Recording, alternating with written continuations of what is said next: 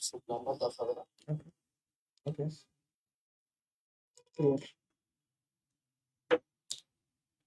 আলাইকুম। আশা করি সবাই খুব ভালো আছেন। আমরা আজকে এখানে দাঁড়িয়ে একটা দারুণ ক্লাসের জন্য জাহাঙ্গীরনগর ডি ইউনিট বায়োলজির উপর সাজেশন এবং অ্যানালাইসিস ক্লাসে তোমরা যারা জাহাঙ্গীরনগর ইউনিভার্সিটি ডি ইউনিটে পার্টিসিপেট করতে যাচ্ছ কয়েকদিন পর, তোমাদের জন্য ক্লাসটা হেল্পফুল হতে যাচ্ছে। তোমরা প্লিজ লাইভটা শেয়ার করে দাও। এটা একটা ফ্রি লাইভ সবার জন্য, যেন সবাই করতে পারে। এক ক্লাসে আমরা বস হয়ে যাব এটা বলতে চাই না, তবে আমরা একটা আইডিয়া নিয়ে যাব। এবং সামনে যে আর কদিন বাকি বলো, এই 6-7 দিন বাকি আছে, না 6-7 দিনও নাই, 4-5 দিন। এর মধ্যে তুমি কি পড়তে চাও, কি পড়তে পারো, সেটা নিয়ে একটা আইডিয়া দিব। সবকিছু ঠিকঠাক মতো শোনা যাচ্ছে কিনা, দেখা যাচ্ছে কিনা আমাদের জানাতে পারো। আর আমি তো আছি তোমাদেরকে এটা পড়ানোর জন্য। প্লাস গাইডলাইন থাকবে শুরুতে, সেটার জন্য আমি একটু অন্তর ভাইকেও ডেকে নিয়েছি। অন্তর ভাই বুয়েট, ঢাবি এবং ঢাকা মেডিকেলে টপ করেছিল, রাজশাহী বোর্ডে তার সময় ফার্স্ট ছিল। তো এই জন্য অন্তর ভাইকে নিয়ে আসা। গাইডলাইন পার্টটা শুরুতে থাকবে, দেন আমরা বায়োলজি কোশ্চেন অ্যানালাইসিসে যাব, যে গত বছর ঠিক কোন ধাঁচের প্রশ্নগুলো এসেছে, কোন জায়গা থেকে প্রশ্নগুলো এসেছে, এবং এইখানকার পড়ার সময় কোন বিষয়গুলো লক্ষ্য রেখে আমরা পড়বো, সেই জিনিসগুলো আমরা বলবো। স্টুডেন্টসরা একটু জানাও যে সবকিছু ঠিকঠাক কিনা, সবকিছু ঠিকঠাক মতো শুনতে পাচ্ছ কিনা। ওকে, একটু শেয়ার করে দাও বন্ধুদের মাঝখানে। আচ্ছা, তোমরা জানো যে আমি আসলে এসিএস ভার্সিটি ব্যাচে দীর্ঘ কয় মাস হবে, 2-3 মাস তোমাদের ক্লাস নিয়েছি, তাই না? অনেক স্টুডেন্টদের সেখানে পড়িয়েছি। তো সেখানে যে ক্লাসগুলো নিয়েছিলাম, প্রথম কথা, যদি এসিএস ভার্সিটি ব্যাচের স্টুডেন্টরা এখানে থেকে থাকো, আমি বলবো জাস্ট ওই ক্লাসগুলো যদি তুমি খুব ভালো মতন করে থাকো, আমি মোটামুটি তোমাকে গ্যারান্টি দিয়ে দিচ্ছি এর বাইরে থেকে প্রশ্ন আসবে না। আমরা একদম সবকিছু কাভার হয় এরকম গুছিয়ে ক্লাসগুলো নিয়েছিলাম। কিন্তু এখন যারা দেখোনি, তাদের তো আসলে এখন আক্ষেপ করার সময় নাই যে ভাই আমি তো এখন সব ক্লাস দেখতে চাই, সেটা সম্ভব না আসলে। তো এখন তুমি কি করতে পারো সেটা নিয়ে প্রথম কথা হবে। এখন তুমি যেটা করতে পারো, সামনে যে কয়টা দিন সময় আছে, তোমার বায়োলজির 14টা চ্যাপ্টার, তাই না? এই 14টা চ্যাপ্টারের প্রথম কথা হচ্ছে দাগানো লাইনগুলো দেখে ফেলতে পারো। যদি বইটা দাগানো থাকে, ওই দাগানো ইম্পর্টেন্ট লাইন থেকে প্রশ্নগুলো আসে। তারপর হচ্ছে আগের বছরের যে প্রশ্ন, সেটা সলভ করে ফেলতে পারো। ওকে, আচ্ছা। দেন কি করতে পারো, আর হচ্ছে তুমি এই মেইনলি এই 2টা কাজই করতে হবে। অনেকেই অবশ্য কয়েকদিন পর পরীক্ষা হলেও তোমরা স্ট্যাট গুলো জানো না, যে আসলে ডি ইউনিটের ব্যাপারটা কি, এখানে চান্স পেলে কোন সাবজেক্ট নিয়ে পড়া যাবে, বা কত পেলে চান্স হবে। স্ট্র্যাটেজি যদি না জানি, তাহলে কিন্তু যুদ্ধের জয়ী হওয়ার সুযোগটা কমে যায়, তাই না? তো আমরা স্ট্র্যাটেজি নিয়ে শুরুতে একটু কথা বলবো। ওকে, আচ্ছা, আমি একটু যাই যে কি কি টপিক নিয়ে আমরা কথা বলবো। জাহাঙ্গীরনগর ডি ইউনিটের মার্ক ডিস্ট্রিবিউশনটা আমি তোমাকে একটু প্রথমে বলি। অনেকেই হয়তো বা জানো, যারা জানো না তারা একটু দেখে নাও। মোট 100 নাম্বারের উপর তোমার মূল্যায়ন হবে, তার মধ্যে 20 নাম্বার জিপিএ তে। তো এই 20-এর মধ্যে এসএসসি তে যে জিপিএ পেয়েছিল, সেটাকে 1.5 দিয়ে গুণ করতে হবে। তাহলে তুমি আসলে 7.5 পাচ্ছ এসএসসির জিপিএ থেকে, এইচএসসির জিপিএ থেকে 12.5। যাদের জিপিএ একটু কম, দেখো খুব বেশি নাম্বার কিন্তু কমবে না, তাই না? ধরো আমি এ প্লাস পাইনি, আমি 4.8 পেয়েছি, 4.7 পেয়েছি, খুবই মিনিমাল নাম্বার কমবে। তো জিপিএ নিয়ে প্যারা খাওয়ার কিছু নাই। ধরো তোমার 1-2 কমে গেছে, এটা কোনো ব্যাপার না। তুমি 80 মার্কের যে এক্সাম দিবা, সেখানে সেটা কাভার আপ করে ফেলতে হবে। যারা মেডিকেল প্রিপারেশন নিয়েছিলে, তাদের জন্য আমি মনে করি জাহাঙ্গীরনগর ডি ইউনিট একটা সুবর্ণ সুযোগ। কারণ এখানে দেখো তুমি একটু 80 নাম্বারের মধ্যে 44 নাম্বার কিন্তু আসতেছে বায়োলজি থেকে। এবং এই বায়োলজিটা মেডিকেলের যে প্রশ্নের প্যাটার্ন, সেটার সাথে অসম্ভব মিল সম্পন্ন। তো মেডিকেলের জন্য পড়ে থাকলে পরীক্ষা দিতে গিয়ে তুমি খুব কমফোর্ট ফিল করবে, আমার বিশ্বাস। আচ্ছা, আর এখন ভার্সিটি ব্যাচের যারা আছে, তারা চিন্তা করতে পারো যে ভাই তাহলে বোধহয় আমরা বোধহয় কম পারবো। তোমরা যদি মানে ভালো মতনে পড়ে থাকো, আমি যেভাবে পড়িয়েছি, আমরা যেভাবে পড়িয়েছি, ওইভাবে যদি পড়ে থাকো, তুমি কোথাও কম পারবা না, তুমিও বেশি পারবা ইনশাল্লাহ। ঠিক আছে? আচ্ছা, আর কেমিস্ট্রিতে হচ্ছে 24, তাহলে কত হলো বলো? 44 আর 24 হয় 68। বাকি 12 নম্বর হচ্ছে জেনারেলাইজ, মানে বাংলা, ইংলিশ এবং আইকিউ থেকে। এবং বাংলা, ইংলিশ, আইকিউ এর জন্য এই আগামী 4-5 দিনের মধ্যে তোমার আলাদা করে পড়ার কিছু নাই। তুমি এখানে হাইয়েস্ট কোশ্চেন ব্যাংক সলভ করতে পারো। আর তোমার ইনস্টিংক্ট দিয়েই তুমি দেখবা যে ইংলিশের বেশ কিছু জিনিস পেরে ফেলতেছো, যদি তোমার ইংলিশ বেসিক একটু ভালো থাকে। আর বাংলার ক্ষেত্রে একটু গ্রামাটিক্যাল ব্যাপারগুলো আসে, মানে ব্যাকরণ থেকে আসার প্রবণতা বেশি। তো আগের বছরের প্রশ্ন সলভ করলে হয়ে যাবে। কয়টার প্রশ্ন হবে আগের বছরের, তাই না? এবার আসে আইকিউ। আইকিউ পার্টটা আমি মনে করি অন্তর খুবই দরকার। আসলে সব এক্সামে আমি মনে করি আইকিউ এর ইনক্লুশন থাকা খুবই দরকার। কারণ একটা মানুষের আইকিউ দিয়ে আসলে বুঝে যায় সে কতখানি স্মার্ট। তো স্মার্ট পিপল খুবই দরকার বাছাই করা। আমি একটা বায়োলজির তথ্য ভুলে গেলাম যে রক্তে পার কিউবিক মিলিমিটারে আরবিসির সংখ্যা কত।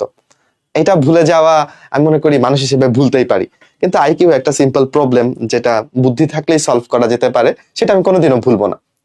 তো আইকিউ পার্টটা আমার খুব পছন্দের এখানে, এবং সহজ, ভয় পাওয়ার কোনো কারণ নেই। আইকিউটা সহজ, মানে এটা ওই জিনিয়াস লেভেলের আইকিউ দরকার হয় না, বেসিক আইকিউ থাকলে এটা পারা যায়।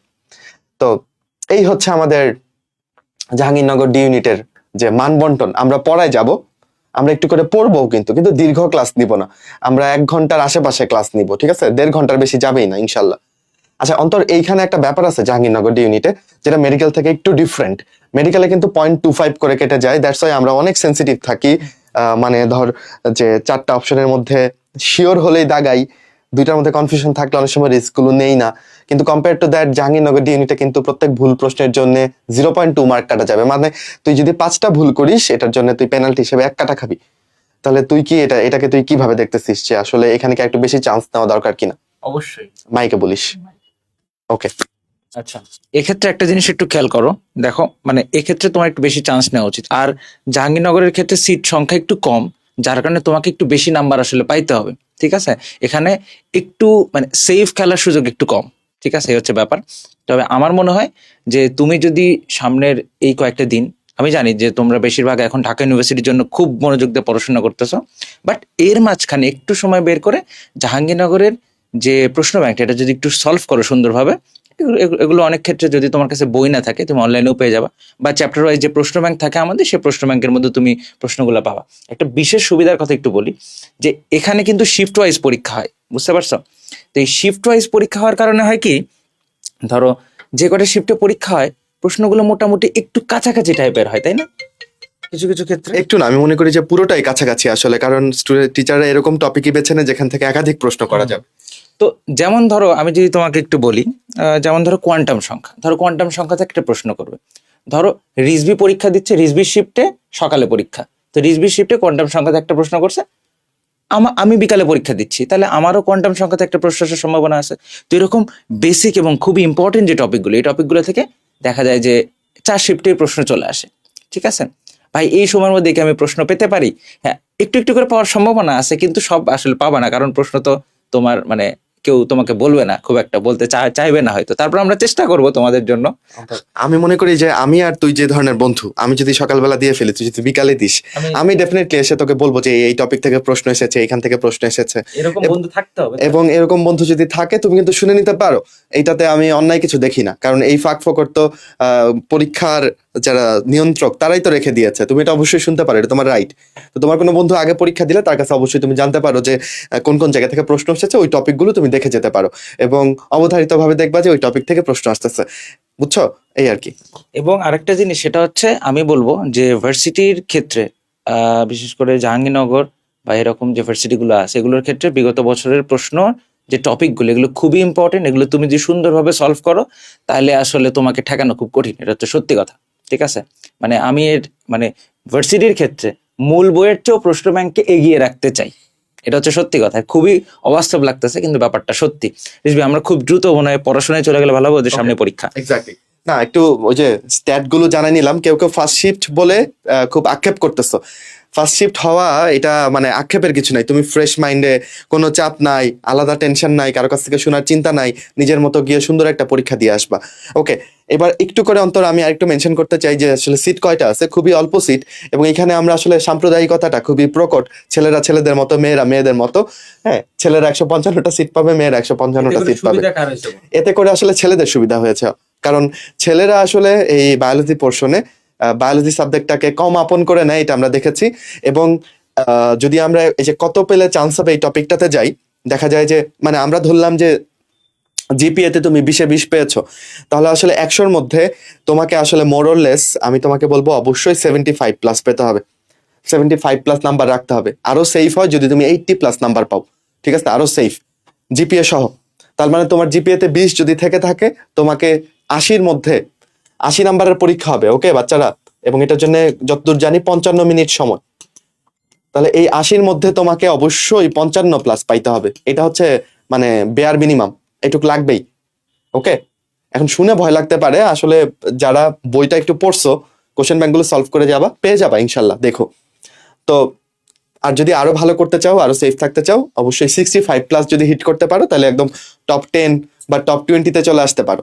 ঠিক আছে, এখন ছেলেদের জন্য দেখা যায় নর্মালি, অন্তর তুই যে ব্যাপারটা বলি সুবিধার ব্যাপারটা, মেয়েদের ক্ষেত্রে ধর যদি কাটমার্ক হয়, দেখা গেল যে ধর 57, মানে 57 না তো 77, মেয়েদের কাটমার্কটা একটু বেশি চলে আসে নর্মালি। আমি এই বছরটা জানি না, অন এন এভারেজ বলছি। ছেলেদের ক্ষেত্রে দেখা যাবে এটা 1 বা 2 কম, 76 বা 75। ছেলেরা এই সুযোগটা কাজে লাগাও, জীবনে আর পাবা না। ঠিক আছে।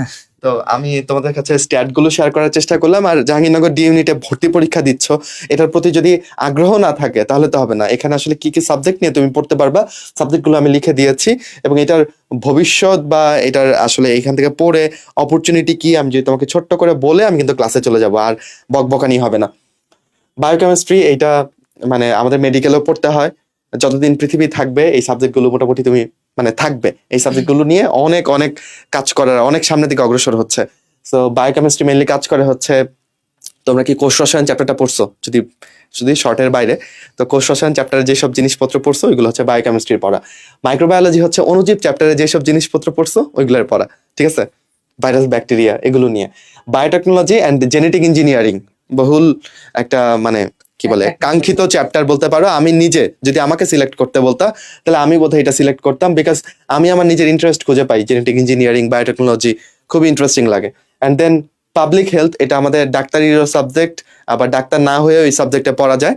পাবলিক হেলথ এগুলো সবগুলি বাইরে খুব অপরচুনিটি পূর্ণ, মানে তুমি চাইলে এই জাহাঙ্গীরনগরে পড়ে দেশের বাইরেও আসলে মাস্টার্স বা পিএইচডি এগুলোর জন্য অ্যাপ্লাই করতে পারবা, বেশ ভালো চাহিদা আছে। ঠিক আছে, আর ফার্মাসি এটাও চাহিদা সম্পন্ন একটা সাবজেক্ট। বোটানি জুলজি এটা বেসিক সাবজেক্ট, তবে এখান থেকেও তুমি রিসার্চ বা অন্যান্য জায়গায় যেতে পারবা। ঠিক আছে, তো মোরলেস এই 7টা সাবজেক্টে আসলে তোমরা ভর্তি হতে পারবা ডি ইউনিট থেকে। এখন প্রশ্ন হচ্ছে ভাই, প্রশ্নটা কি আসলে শর্ট সিলেবাস থেকে হবে নাকি ফুল? শর্ট নাকি ফুল অন্তর? আচ্ছা, তুমি ধরে নাও শর্ট সিলেবাস থেকে প্রশ্ন হবে, 2-1টা প্রশ্ন একটু হালকা করে ফুল সিলেবাস থেকে আসতে পারে। এটা নিয়ে মোটেই টেনশন করার কোনো দরকার নেই। তুমি শর্ট সিলেবাসের চ্যাপ্টারগুলো খুব ভালোভাবে পড়ে যাও, এটা হচ্ছে তোমাদের প্রতি আমার পরামর্শ থাকবে। ঠিক আছে, আর মানে কোশ্চেন ব্যাংকটা ভালো মতো দেখো, খুবই কম সময় আছে, এবং একটা সেরা পরীক্ষা দেওয়ার চেষ্টা করো। ঢাকা বিশ্ববিদ্যালয়ের আগে পরীক্ষা হচ্ছে, তো এটাকে একটা মডেল, মানে একটা ভালো, তোমাকে এটা একটা কি কি কি দিবে, যে একটা ধরো তোমার মূল টার্গেট যদি ঢাকা বিশ্ববিদ্যালয় হয়, তার আগে তুমি একটা দারুণ একটা অপরচুনিটি পাচ্ছ আরো একটা বড় পরীক্ষা দেওয়ার। এই এক্সাম হলের যে পরিবেশ, এই পরিবেশটা সম্পর্কে তোমার একটা ভালো আইডিয়া হচ্ছে। আর একটা কথা বলে আমি শেষ করব, সেটা হচ্ছে তোমরা অনেকেই টেনশনে আছো পরীক্ষাটা পিছায়া যাবে কিনা, এটা কেউ জানে না। তো ধরে নাও পরীক্ষা পিছাবে না, বা কোনো আন্দোলন বা কোথাও কিছু হচ্ছে না। তুমি এটা মাথার মধ্যে একবার নিলেই তোমার প্রিপারেশন শেষ। এটা কোনোভাবেই হতে দেওয়া যাবে না। তুমি জাস্ট এখন পড়ো, এইসব পরীক্ষা পিছাবে, ওই আন্দোলন হচ্ছে, এগুলো দেখার কোনো দরকার নেই তোমার। তুমি এখন জাস্ট পড়ো, কথা শেষ। তোমার চান্স পাইতে হবে। এই গাইডলাইন পোর্শনে যে ইনফোগুলো তোমাদের দেওয়া দরকার আমরা দুইজন মিলে বোধহয় সেটা দিতে তোমাদের সচেষ্ট হয়েছি।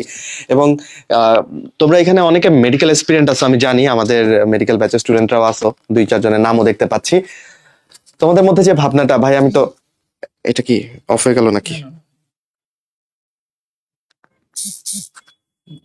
ওকে, তোমাদের মধ্যে যে ভাবনাটা যে ভাই আমি কি সেকেন্ড টাইম মেডিকেল দিব, আমি জাহাঙ্গীরনগর এটা কি ভালো মতো দিব কিনা, না বা আমার প্রিপারেশন নাই আমি বোধহয় দিব না।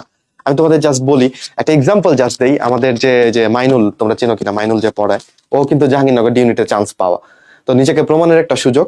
আমি আর কথা না বাড়ায় চলো আমরা যাই। আমরা কি করবো, আমরা একটু অ্যানালাইসিস করবো যে লাস্ট সময় আমরা কোন কোন টপিক গুলো পড়বো, কোনগুলো থেকে বেশি প্রশ্ন এসেছে। তোমরা কি রেডি? গল্প এবং ভূমিকা এবং গাইডলাইন এই পার্ট শেষ। এখন আমরা একটা অ্যানালাইসিসে যাব, কি ধরনের প্রশ্ন এসেছে। অ্যানালাইসিস করার জন্য আমার হাতে আসলে আগের বছরের প্রশ্নগুলো আছে। ক্লাস মুড অন, এখন হচ্ছে রিয়েল ক্লাস। ওকে, তো তুমি একটু মনোযোগ দিয়ে দেখবা, অ্যান্সার করার চেষ্টা করবা। ঠিক আছে, আচ্ছা লেটস গো। এটা হচ্ছে, এগুলো হচ্ছে গত বছরের প্রশ্ন। গত বছর একটা প্রশ্ন শর্টের বাইরে থেকে আসে নাই। তো এই বছর ধরে নিতে পারো যে শর্টের বাইরে থেকে প্রশ্ন আসবে না। আসলেও তোমাদের আসলে খুব বেশি কিছু করার নাই, তাই না? এখন ফুল সিলেবাস ধরে পড়তে গেলে শর্টও ভালো মতন পড়া হবে না। তো আমি বলবো তুমি শর্ট সিলেবাস পড়েই পরীক্ষা দিতে যাবা। কিন্তু অন্তর ভাই যেটা বললো, 2টা 4টা যদি চলে আসে শর্টের বাইরে থেকে, মন খারাপ করা যাবে না, সার্ভাইভ করতে হবে। Let's go. তাহলে আমরা বোটানির যে চ্যাপ্টার গুলো পাই, আমাকে যদি বলো ভাই চ্যাপ্টারের মধ্যে একটু স্টার্ট দেন, কোন চ্যাপ্টার গুলোকে খুব ভালো মতনে পড়বো বাচ্চারা? কোষ ও এর গঠন, কোষ ও এর গঠন, এটা থেকে অনেক প্রশ্ন থাকবে, ঠিক আছে? এটা থেকে অনেক প্রশ্ন থাকবে, মানে সব চ্যাপ্টার থেকে প্রশ্ন থাকবে, তবে কোষ ও এর গঠন, অণুজীব, আমার কাছে কেন যেন মনে হয় এই দুইটা চ্যাপ্টার থেকে সবচেয়ে বেশি প্রশ্ন থাকে। আমি নিজে কোশ্চেন ব্যাংক দেখে যেটা মনে হয়েছে, এই দুটো চ্যাপ্টারের পড়া অনেক বেশি, কোশ্চেন করার স্কোপ অনেক বেশি, প্রশ্ন আসেও অনেক বেশি। এবং অণুজীব চ্যাপ্টারটা সরাসরি মাইক্রোবায়োলজির সাথে জড়িত, মাইক্রোবায়োলজির কোনো টিচার প্রশ্ন করলে উনি এই চ্যাপ্টারটাকে বেছে নিতে ভালোবাসবেন, বুঝতে পেরেছো? তো আমরা সব চ্যাপ্টারই পড়বো, তবে এই চ্যাপ্টারগুলো থেকে বেশি পড়বো। কোষ ও এর গঠন আমি একটু গুছাই নিয়ে আসলে বোধহয় একটু ভালো হইতো, তাও হালকা করে বলি, তুমি তোমার মাথায় নোট করো। এখান থেকে কোন কোন টপিকগুলো থেকে প্রশ্ন আসে? কোষ ও এর গঠন থেকে সবচেয়ে ইম্পর্টেন্ট টপিক আমার কাছে লাগে ডিএনএ অ্যান্ড আরএনএ। এখান থেকে স্যাররা প্রশ্ন দেয় ডিএনএ আরএনএ নিয়ে যে কোনো তথ্য। দেন ধরো বিভিন্ন অঙ্গাণুর যে কাজ, অঙ্গাণুর কাজ, এগুলো থেকে প্রশ্ন আসে, বিভিন্ন অঙ্গাণুর কাজ। হ্যাঁ, এরপর হচ্ছে তোমার রেপ্লিকেশন, ট্রান্সলেশন, ট্রান্সক্রিপশন আছে না, এখান থেকেও প্রশ্ন আসে। রেপ্লিকেশন, ট্রান্সক্রিপশন, বাকি ট্রান্সলেশনটা লিখলাম না, এই টপিকগুলো থেকেও প্রশ্ন আসে। জেনেটিক কোড গুলো আসে, কারণ জেনেটিক ইঞ্জিনিয়ারিং তো একটা সাবজেক্টই আছে, তাই না? তো জেনেটিক ইঞ্জিনিয়ারিং এর একজন স্যার যদি প্রশ্ন করেন, উনি একটু জেনেটিক কোড, এই ট্রান্সক্রিপশন, ট্রান্সলেশন, এই জিনিসগুলো দিতে উনি ভালোবাসবেন, বুঝছো? তো এই জিনিসগুলো খুব আসে পরীক্ষাতে। আচ্ছা, অণুজীবের থেকে তুমি কি পড়বা? দুইটা চ্যাপ্টার নিয়ে মেইনলি বলতেছি, সব চ্যাপ্টার নিয়ে বলতে গেলে ক্লাস অনেক দীর্ঘ হয়ে যাবে। অণুজীব থেকে তুমি আসলে সবারই এখান থেকে একটু বিজ্ঞানীদের নামগুলো পড়বা। কিছু গুরুত্বপূর্ণ বিজ্ঞানীদের নাম আছে, যেমন ধরো পরীক্ষায় আসলো ভাইরোলজির জনককে, কমেন্ট করে ফেলো দেখি, কমেন্ট করে ফেলো দেখি, ভাইরোলজির জনককে, ভাইরোলজির জনককে। আচ্ছা, তাহলে বিভিন্ন বিজ্ঞানীদের নাম আছে, এগুলো ইম্পর্টেন্ট। দেন হচ্ছে তোমার অনেকগুলো বৈশিষ্ট্য আছে, যেগুলো ভাইরাস, ব্যাকটেরিয়ার বৈশিষ্ট্য, তাই না? দেন হচ্ছে অনেক উদাহরণ আছে এই পুরো চ্যাপ্টার জুড়ে, অনেক উদাহরণ। এই উদাহরণগুলো, এগুলো থেকে প্রচুর প্রশ্ন আসে। চলো বাচ্চারা আমরা প্রশ্ন সলভে যাই। তাহলে এটা কোষের গঠনের প্রশ্ন, লোকেট করে ফেলো কোত্থেকে আসছে। বইতে দেখবে একটা বড় ছক আছে, যে ছকের মধ্যে লেখা আছে যে কোষের বর্জ্য হচ্ছে কোনগুলো, ওইখানে সবগুলো অপশন পাবা। তাহলে উত্তর কি হবে বলো? উত্তর হবে, এই অনেকেই উত্তর দিয়েছে স্ট্যানলি, ভেরি গুড, স্ট্যানলিকে ভাইরোলজির জনক বলা হয়। আচ্ছা, দেখা যাবে এই ক্লাস থেকে কিছু প্রশ্ন তুমি পরীক্ষায় পেয়ে যাচ্ছ লাকিলি, ওকে? তাহলে এটা সবগুলোই কোষের বর্জ্য। আবার কোষ থেকে নিঃসৃত পদার্থ, অন্য শিফটে ধরো আসবে নিচে কোনটা নিঃসৃত পদার্থ। তো কোষের নিঃসৃত পদার্থগুলোকে আমরা মনে রাখি হচ্ছে হার পেন দিয়ে, মানে তার একটা কলম, হার দিয়ে হচ্ছে হরমোন, হ্যাঁ, পি দিয়ে হচ্ছে পিগমেন্ট মানে রঞ্জক, ই দিয়ে হচ্ছে এনজাইম, এন দিয়ে হচ্ছে নেকটার, বুঝছো? তো এগুলো হচ্ছে নিঃসৃত পদার্থ, এগুলো হচ্ছে বর্জ্য পদার্থ।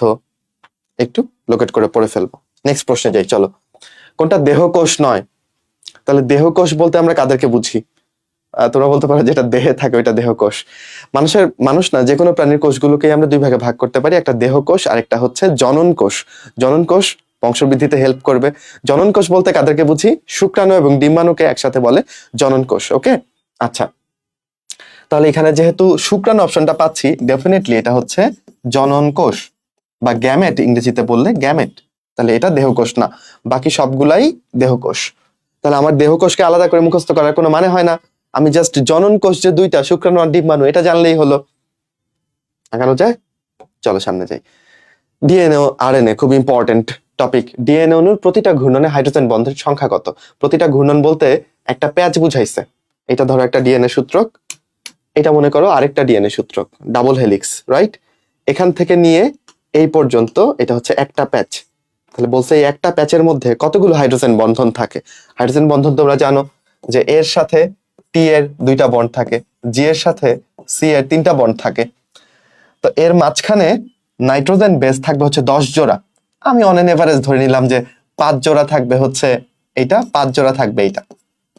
তাহলে দেখো এখানে তাহলে 5 জোড়া যদি অ্যাডেনিন আর থায়ামিনের মধ্যে বন্ড থাকে, তাহলে বন্ড হচ্ছে 10টা। গুয়ানিন আর সাইটোসিন যদি 5 জোড়া থাকে, তাহলে বন্ড হবে হচ্ছে 15টা। অন এন এভারেজ আমি বন্ড ধরে নিতে পারি একটা প্যাচের মধ্যে কতগুলো বলো? 25টা। এটা বোধহয় সবাই পারো, তাই না? তাহলে উত্তর হবে 25। তাহলে এখান থেকে অন্য শিফটের প্রশ্নে কি আসতে পারে? অন্য শিফটের প্রশ্ন আসতে পারে ডাবল হেলিক্সের দূরত্ব কত, এখান থেকে এই পর্যন্ত এটা দূরত্ব কত, তুমি বলে ফেলবা ভাই এটা হচ্ছে 20 অ্যাংস্ট্রম, তাই না? এরকম। বা ডাবল হেলিক্স মডেলটা কে প্রদান করেছেন? Watson and Crick. ঠিক আছে। আচ্ছা, পরিবেশীয় কোন উপাদানটি ডিএনএ তে ক্ষত তৈরি করতে পারে? ডিএনএ থেকে এই প্রশ্ন, বাচ্চারা আয় দেখি। এটা ধর ডিএনএ, ডিএনএ তে ক্ষত মানে কি? ধর এখানে ছিল অ্যাডেনিন আর থায়ামিন, কিন্তু কোনো কারণে এখানে থায়ামিন চেঞ্জ হয়ে এখানে এখন সাইটোসিন বসে গেছে, নাইট্রোজেন বেসটা পরিবর্তিত হয়ে গেছে। এই ঘটনাকে আমরা বলি মিউটেশন। মিউটেশন, ওকে। মিউটেশন মানে হচ্ছে পরিবৃত্তি, বাংলায় বলে পরিবৃত্তি, ইংরেজিতে বলে মিউটেশন। ডিএনএ অণুতে এরকম কোন স্থায়ী পরিবর্তন হলে সেটাকে মিউটেশন বলে। মিউটেশন হচ্ছে বিবর্তনের একটা একক। এই অনেক ছোট ছোট মিউটেশন হয়ে হয়েই বড় বৈশিষ্ট্যের আবির্ভাব ঘটে। তাহলে মিউটেশন কেন ঘটে ক্লাসে অনেক পড়িয়েছি আসলে। ইউভি লাইট, বিষাক্ত মৌল, কার্সিনোজেনিক পদার্থ মানে ক্যান্সার তৈরি করে এমন পদার্থ, এরা সবাই কিন্তু ডিএনএ অণুতে চেঞ্জ করতে পারে। তাহলে উত্তর কি হবে বলো? সবগুলো। যারা উত্তর দিচ্ছ ভেরি ভেরি গুড। ওকে, দেন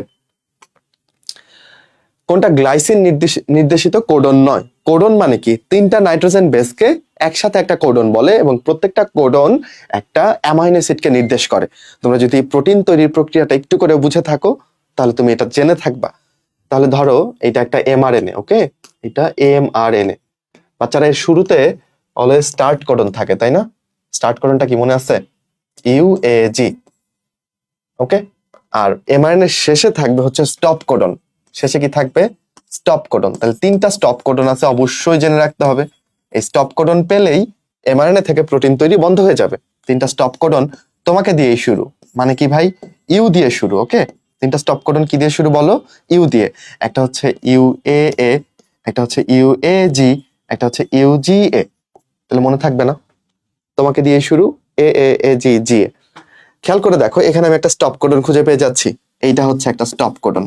স্টপ কোডন কোনো অ্যামাইনো অ্যাসিডকে নির্দেশ করে না, গ্লাইসিনকে নির্দেশ করার কোনো প্রশ্নই আসে না। তাহলে এটা হবে উত্তর। বাকিগুলা গ্লাইসিনকে নির্দেশ করছে কি করছে না এটা কিন্তু আমার জানার দরকার নাই এই উত্তরটা পারার জন্য। তোমার পক্ষে মোট 20টা অ্যামাইনো অ্যাসিড আছে, রাইট? এই 20টা অ্যামাইনো অ্যাসিড কোন কোন কোডন দিয়ে নির্দেশিত হয় এইটা শিখে ফেলা কোনোভাবেই পসিবল না। ওইটা এখানে তোমার যাচাই করতে আসে নাই, জাস্ট তুমি স্টপ কোডনটা চিনো কিনা এটাই যাচাই করতে চেয়েছেন প্রশ্নকর্তা। ওকে, তাহলে আরেকটা সেটের প্রশ্নে আসতে পারে যে স্টার্ট কোডন কোনটা, সে দাগাবে ইউএজি। বা আসতে পারে স্টার্ট কোডন কোন অ্যামাইনো অ্যাসিডকে নির্দেশ করে, উত্তর হবে ম্যাথিওনিন। এটা জানতে হবে, ওকে, ম্যাথিওনিন। ওকে, যারা একদমই পড়াশোনা করে নাই তাদের জন্য খুবই কঠিন লাগবে, যারা একটু হলেও পড়ছো আমি মনে করি তোমরা ক্লাসগুলো ধরতে পারছো, তাই না? ওকে, উদ্ভিদ কোষের বিভাজন প্রক্রিয়ায় মানে কোষ বিভাজনের ক্ষেত্রে কোন পর্যায়ে স্পিন্ডল ফাইবার তৈরি হয়? তাহলে কোষ বিভাজন থেকে প্রশ্ন আসবে, আমরা কোন টপিকগুলো পড়বো, কোন চক্রে কোন ঘটনাটা ঘটছে এটা পড়ে নিতে হবে। কোষ চক্রের একটা পার্ট আছে ওই যে ইন্টারফেস, মাইটোটিক ফেস, ওই অংশটাও একটু করে পড়বো। এগুলা থেকে অনেক প্রশ্ন তৈরি করা যায়, তাই না? তাহলে এইটার উত্তর কি? স্পিন্ডল ফাইবার কখন তৈরি হবে? কেউ যদি মাইটোসিসের ছবিও এঁকে থাকে যে ভাই আমি এইচএসসি তে আমি কোষ বিভাজন থেকে অ্যান্সার করতাম, তখন আমি এই যে ছবিগুলো আঁকা শিখছিলাম, সে দেখবে যে আমরা প্রোফেজের ছবিতে কি আঁকি, কিছুই আঁকি না, জাস্ট নিউক্লিয়ার মেমব্রেনটা বিলুপ্ত হচ্ছে এরকম বুঝাতে চাই। প্রোমেটাফেজে গিয়েই আমরা প্রথম এরকম স্পিন্ডল ফাইবারটা আঁকি, রাইট? প্রোমেটাফেজে গিয়ে প্রথম আমরা স্পিন্ডল ফাইবারটা আঁকি। তাহলে স্পিন্ডল ফাইবার তৈরি হবে কোথায় বলো? প্রোমেটাফেজ।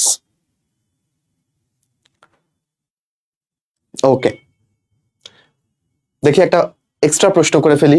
ক্রোমোজোমীয় নৃত্য দেখা যায় কোন কোন ধাপে? ক্রোমোজোমীয় নৃত্য, এই কয়টাই অপশন। যেতে কি কোশ্চেন রিপিট হয়? হ্যাঁ, মানে সেম টাইপের প্রশ্ন অহরহ রিপিট হয়, সেম টাইপের, হুবহু না পেলেও। আচ্ছা, ভেরি গুড। ক্রোমোজোমের নৃত্য কিন্তু প্রোমেটাফেজে দেখা যায়, তাই না? যদি ভুল না করে থাকি। কে বলতে পারবা যে মেটাকাইনেসিস কোথায় দেখা যায়? এগুলো অন্যান্য সেটের প্রশ্ন। হ্যাঁ, মেটাকাইনেসিস, এটার উত্তর দাও। মেটাকাইনেসিস মানে হচ্ছে এই যে স্পিন্ডল ফাইবারের মধ্যে ক্রোমোজোম গুলো যখন বিষুব অঞ্চলে এসে মাঝখানে এসে জড়ো হয় তখন এটাকে আমরা বলি হচ্ছে মেটাকাইনেসিস। এইটা কোথায় দেখা যাবে? মেটাকাইনেসিস। মেটাফেস, মেটাকাইনেসিস, মেটাফেস, সোজা না? ভেরি গুড, যারা পারছো। দেখো, একদম ট্রেডমার্ক প্রশ্ন, এগুলো না পারলে কোথাওই চান্স হবে না আসলে। হেড্রোসেন্ট্রিক ভাস্কুলার বান্ডাল। সেন্ট্রিক মানে কেন্দ্রীয়, কেন্দ্রীয় ভাস্কুলার বান্ডাল দুই রকম হতে পারে, একটা হচ্ছে জাইলেম কেন্দ্রিক, একটা ফ্লোয়েম কেন্দ্রিক, রাইট? পি দিয়ে ফ্লোয়েম, এক্স দিয়ে হচ্ছে জাইলেম। তাহলে এটা হচ্ছে হেড্রোসেন্ট্রিক। হেড্রোসেন্ট্রিক মানে জাইলেম কেন্দ্রিক। যাতে উল্টাপাল্টা লাগে আমি এভাবে রিলেট করতাম যে হেড্রো এই শব্দটার সাথে হাইড্রোর মিল আছে, রাইট? হেড্রোর সাথে হাইড্রোর শব্দটার মিল আছে না? হাইড্রো মানে হচ্ছে পানি, আর পানি পরিবহন করা কার কাজ বলো? জল পরিবহন করা জাইলেমের কাজ, পানি পরিবহন করা জাইলেমের কাজ। তাহলে হেড্রোসেন্ট্রিক বললে আমি বুঝতাম যে এটা আসলে জাইলেম কেন্দ্রিক। তাহলে জাইলেম কেন্দ্রিক ভাস্কুলার বান্ডল কাদের ক্ষেত্রে দেখা যাবে বলো? প্লিজ এটা পাইরো একটু, প্লিজ এটা পারতেই হবে, বুঝছো? প্লিজ এটা পারতেই হবে। পি দিয়ে হচ্ছে টেরিস, এল দিয়ে হচ্ছে লাইকোপোডিয়াম, লাইকোপোডিয়াম, আর এস দিয়ে হচ্ছে সেলা জিনেলা। এই গাছগুলোতে দেখা যায়, লাগবেই, না পারলে চান্স হবে না, খুবই ইম্পর্টেন্ট। বাকি রইল হচ্ছে লেপ্টোসেন্ট্রিক, যেটা ফ্লোয়েম কেন্দ্রিক। লেপ্টোসেন্ট্রিকের এক্সাম্পল দুইটা, বুঝছো? একটা তো এখানে লেখা আছে ড্রাসিনা, আর একটা নাম খুবই ইন্টারেস্টিং, ইউক্কা। সুন্দর না বলো? ড্রাসিনা আর ইউক্কা, এই দুটো হচ্ছে লেপ্টোসেন্ট্রিক। আবার প্রশ্ন চলে আসবে এখান থেকে, আমার মনে হয় খুবই ইম্পর্টেন্ট। ওকে, তাহলে ভাস্কুলার বান্ডেলের প্রকারভেদ, ওই পার্টটা আমি টিস্যু তন্ত্র পড়িয়েছি তোমাদেরকে ক্লাসে, ওই এসিএস ভার্সিটি ব্যাচের ক্লাসে, কিংবা মেডিকেল ব্যাচে যদি পড়াই থাকে, আমি হয়তো বা পড়াইছি, খুব ভালো করে পড়াইছি। যদি ক্লাস করে থাকো ইনশাল্লাহ ভালোই পারবা। ভিরোয়েড কি, সেখানে যাওয়ার আগে একটু করে তোমার সাথে গল্প করি। আচ্ছা, আমি, হ্যাঁ ড্রাসিনা ইউক্কা, ভেরি গুড। আমি এখানে একটা জিনিস পড়ে আছি, দেখছো? Bungee, world's second highest bungee. Bungee মানে হচ্ছে উপর থেকে জাম্প দেওয়া। তো আমি এটা একটা গল্প বলার উদ্দেশ্যে গেঞ্জিটা পরে এসেছি। আমার হাইট ফোবিয়া আছে, বুঝছো? মানে অনেক উঁচু থেকে লাফ দিতে আমার মানে ভীষণ ভয় লাগবে স্বাভাবিকভাবেই। ইভেন উপর থেকে তাকালেও মনে হয় যে আল্লাহ পা শিরশির করে। তোমাদের এমন লাগে কিনা? তো আমার কাছে মনে হলো যা কিছু ভয় পাই তা কিছুকে জয় করতে হবে জীবনে। কারণ ভয়কে জয় করতে পারলে মানে আর তো কোনো ভয় অবশিষ্ট থাকবে না, জীবন তখন সুন্দর। রিসেন্টলি আমরা বন্ধুরা মিলে নেপাল ঘুরতে গিয়েছিলাম, সেখানে ওই যে 228 মিটার উঁচু থেকে লাফ দেওয়ার একটা সুযোগ থাকে, পায়ে একটা দড়ি বেঁধে দেয় তোমার। তো আমরা সব বন্ধুরা মিলে সেই জিনিসটা করি, এবং ওইটা করতে পারলেই শুধুমাত্র তোমার এই গেঞ্জিটা উপহার হিসেবে দেয়। তো এইটা আমি কিভাবে তোমাদের সাথে রিলেট করছি, তোমরাও অনেক সময় আসলে মনে করো আমাকে দিয়ে কখনোই কিছু হবে না, চান্স পাওয়া বোধহয় আমাকে দিয়ে হবে না, এই ভয়টা তোমার জয় হয়ে যাবে যে কোনো একটা জায়গায় চান্স পেয়ে গেলে। জাহাঙ্গীরনগর বলো, ঢাকা ইউনিভার্সিটি বলো, যে কোনো একটা চান্স পেয়ে গেলেই তুমি বুঝতে পারবা যে তুমি আসলে ভ্যালুয়েবল মানুষ। তোমার এখন মনে হয় না যে আমাকে দিয়ে কিছু হবে না, ঠিক আছে? তখন তুমি বুঝবা যে আসলে তুমি ভ্যালুয়েবল মানুষ, তোমাকে দিয়েও হয়, সবকিছুই হয়। এটা জাস্ট কয়েকদিন পরেই তুমি বিশ্বাস করতে শিখে যাবা, টেনশনের কোনো কারণ নাই। এই যে অন্তর ভাই, অন্তর ভাই একটু দিকে আসেন। এই যে আমরা অন্তর ভাই একটা বড় সুইং, মানে একটা শূন্য একটা বড় দুল খাইছিল, বুঝছো? তো এই আর কি। অন্তর, আমি ওদেরকে বললাম যে আসলে ভয়কে জয় করতে হবে। অন্তর নিজে দেখছে আমাকে, আমি নিজে ভয় পাইতাম, বাট আমি ঝাঁপিয়ে পড়ছিলাম। ইংলিশ ভার্সন থেকে অনেক কষ্ট হয় অ্যাডমিশন ফেজে অ্যাডিকুয়েট রিসোর্স না থাকায়, আমি তোমার সাথে একমত। কিন্তু আমি একা মানুষ হিসেবে এটার জন্য আসলে বিশেষ কিছু করতে পারছি না। বাচ্চারা আবার পড়ায় ফিরি, একটু করে গল্প করে আবার আমরা চট করে পড়ায় ফিরবো, আবার একটু বোরিং লাগলে বইলো, গল্প করব। ভিরয়েড কি, তাহলে এই টপিকটা সুপার ইম্পর্টেন্ট। ভিরয়েড, আর একটা শব্দ কি বলো? ভিরিয়ন। একটা শব্দ কি বলো? প্রিয়ন, প্রিয়ন্স। তাহলে এই তিনটা শব্দ সম্পর্কে আমার জানতেই হবে। আমি একটা ভাইরাস থেকে ফেলি, সবাই আমার সাথে সাথে বলে ফেলার চেষ্টা করবা। ধরো এটা ভাইরাসের ভেতরে একটা বৃত্তাকার এমআরএনএ, ওকে, বা আরএনএ, ডাবল, এটা হচ্ছে একটা কি বলো? আরএনএ, ওকে। এর বাইরে মনে করো একটা প্রোটিন আবরণ আছে, ঠিক আছে? এইটা মনে করো একটা প্রোটিন আবরণ, এটা হচ্ছে প্রোটিন আবরণ। তো এই মিলেই তো একটা ভাইরাস, তাই না? এটাকে তুমি বলবা যে ভাই এটা একটা ভাইরাস। এখন এই ভাইরাসটা রোগ সৃষ্টি করলে সেটাকে তুমি বলবা সংক্রমণশীল, যে সে রোগ সৃষ্টি করছে। তখন এই ভাইরাসটার নাম আমরা আদর করে তাকে ডাকি হচ্ছে ভিরিয়ন। তাহলে ভিরিয়ন মানে একটা আস্ত ভাইরাস যে কিনা রোগ সৃষ্টি করতে পারে। আর যদি সে অসংক্রমণশীল হয়, মানে কি, জাস্ট নিষ্ক্রিয় একটা কণার মতো পড়ে আছে কোথাও, একটা রোগ টোগ সৃষ্টি করার, জীবীয় বৈশিষ্ট্য প্রকাশ করার কোনো চেষ্টাই নেই তার মধ্যে, তখন তুমি তাকে বলবা, জাস্ট তাকে রাসায়নিক নামে ডাকবা। তার রাসায়নিক ভাবে সে নিউক্লিক অ্যাসিড আছে, তার আরএনএ আছে, তাই না? নিউক্লিও ক্যাপসিড, তখন তার নাম হবে নিউক্লিও ক্যাপসিড। বুঝা গেল? এটা হচ্ছে একটা আস্ত ভাইরাস। সে রোগ সৃষ্টি করতে পারলে ভিরিয়ন, রোগ সৃষ্টি তৈরি করতে না পারলে সে নিউক্লিও ক্যাপসিড। এবার আসো, এই ভাইরাসটা আস্ত না থেকে যদি এমন হতো যে শুধু আরএনএ, এটা কি একটা শুধু আরএনএ অথবা শুধু প্রোটিন, তারা এককভাবে রোগ সৃষ্টি করে ফেলতেছে, দুইজনকে একসাথে থাকতে হচ্ছে না। এই প্রোটিনটাও একলা একলা রোগ সৃষ্টি করতে পারে, এই আরএনএটাও একলা একলা রোগ সৃষ্টি করতে পারে। তখন এই আরএনএ কে তুমি কি বলবা বলো তো? এটাকে তখন তুমি বলবা ভিরয়েড, ভিরয়েড। ওকে, আর এই প্রোটিনটাকে বলবা হচ্ছে প্রিয়ন্স। তাহলে মনে রাখা একদম ইজি, প্রোটিনে পি আছে, প্রিয়ন্সেও পি আছে, এবং প্রিয়ন্স এই জিনিসটা আবিষ্কার করছিল বিজ্ঞানী প্রুসিনার। প্রুসিনার বিজ্ঞানীর নামেও একটা পি আছে, এটুকু মনে রেখে দাও, প্রুসিনার নাম মনে না থাকলে নাই। ওকে, এবং এই প্রিয়ন দিয়ে দুইটা রোগ হয় এক মানুষের কেন্দ্রীয় স্নায়ুতন্ত্রের, একটা নাম কুরু আর একটা নাম হচ্ছে, নামটা অনেক কঠিন, তোমাদের মনে থাকবে কিনা, এটাকে আমরা বলি ক্রুসফেল্ট। ওকে, কেন্দ্রীয় ব্রেইনের একটা রোগ, হইলে আর বাঁচানো যায় না, কুরু ক্রুসফেল্ট। এই রোগগুলো হয় প্রিয়ন দিয়ে। ম্যাড কাউ বলে একটা রোগ আছে, গরু পাগল হয়ে যায়, মানে এটা সব মাথার সমস্যা করে, বুঝছো? এই প্রিয়ন্সটা গরুর বলো মানুষের বলো সব মাথায় রোগগুলো করে। আর ভিরয়েড কি রোগ করে? ভিরয়েডের এই ডি থেকে মনে রাখবা যে সে hepatitis D, hepatitis D virus আসলে একটা অসম্পূর্ণ ভাইরাস, সে একটা ভিরয়েড এই ডি থেকে। আর ডি থেকে আরেকটা মনে রাখবা, সেটা হচ্ছে ক্যাডাং। হ্যাঁ, ক্যাডাং ড আছে, নারিকেল গাছের ক্যাডাং রোগ হয় ভিরয়েড দিয়ে, বুঝছো? তাহলে নারিকেল গাছ হঠাৎ করে ভাবলো যে সে ক্যাডার হয়ে যাবে, ক্যাডাং রোগ ভিরয়েড, তাহলে ভিরয়েডের ডির সাথে হেপাডি ক্যাডাং মিল আছে।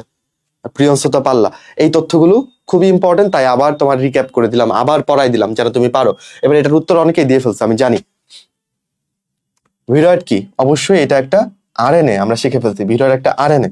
তাহলে এখানে আরএনএ অপশন আছে দুইটা। এখন আরএনএ হয় কিরকম বলো? এক সূত্রক। এবার তোমরা আমাকে বলো দ্বিসূত্রক আরএনএ একটা ভাইরাসের ক্ষেত্রে পাওয়া যায়, ভাইরাসটার নাম বলো। দ্বিসূত্রক আরএনএ পাওয়া যায় কোন ভাইরাসে? লিখে ফেলো, দ্বিসূত্রক আরএনএ পাওয়া যাবে কোন ভাইরাসে? ওকে, কোনটা ডেঙ্গু জ্বরের ক্ষেত্রে সঠিক নয়? ডেঙ্গু জ্বরকে হাড় ভাঙা জ্বর বলে, কারণ মানে জয়েন্ট গুলোতে ব্যথা হয় অনেক সময়। অ্যাসপিরিন জাতীয় ওষুধ নাকি কার্যকরী, এটা ভয়ানক একটা কথা বলছে। অ্যাসপিরিন কি করে জানো? জমাট বাঁধা রক্তকে গলায় দেয়। Rio virus, very good, Rio virus বা রিও ভিরিডি গোত্রের ভাইরাসগুলো আরএনএ হচ্ছে দ্বিসূত্রক। কিভাবে মনে রাখা যায় ব্যাপারটা? দেখো, রিও ভাইরাস, তাই না? তাহলে রিওতে আর আছে, তাহলে এটার আরএনএ হচ্ছে ব্যতিক্রম, রিওর আর আরএনএ হচ্ছে এটার ব্যতিক্রম। আরেকটা আছে হচ্ছে পার্ভো ভাইরাস বা পার্ভো ভিরিডি, এটাও তোমাদেরকে পারতেই হবে কারণ নামের মধ্যে আছে পার্ভো, বুঝছো? তাহলে পার্ভো ভিরিডি, এটার ডিএনএ হচ্ছে ব্যতিক্রম, এটার ডিএনএ ব্যতিক্রম, মানে ডিএনএ এক সূত্র, মনে রাখতে হবে।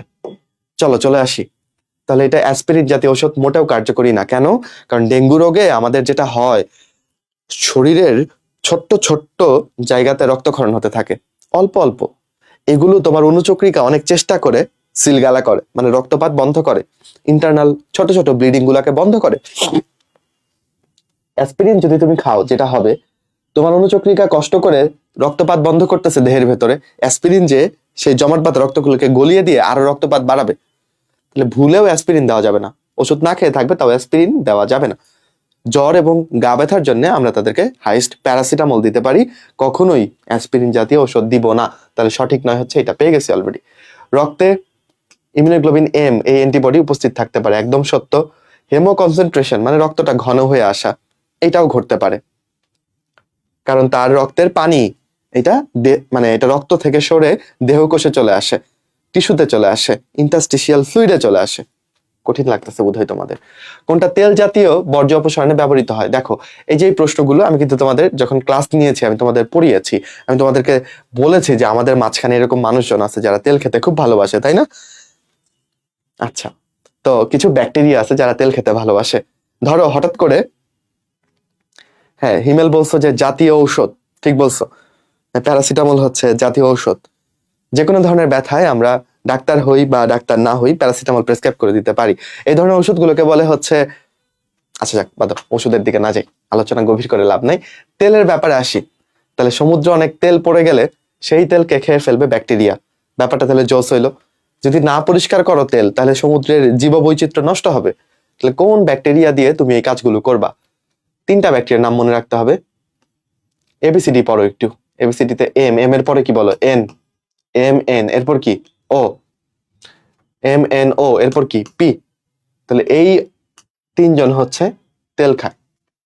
একটা এম দিয়ে হচ্ছে মাইকোব্যাকটেরিয়া, মাইকোব্যাকটেরিয়া।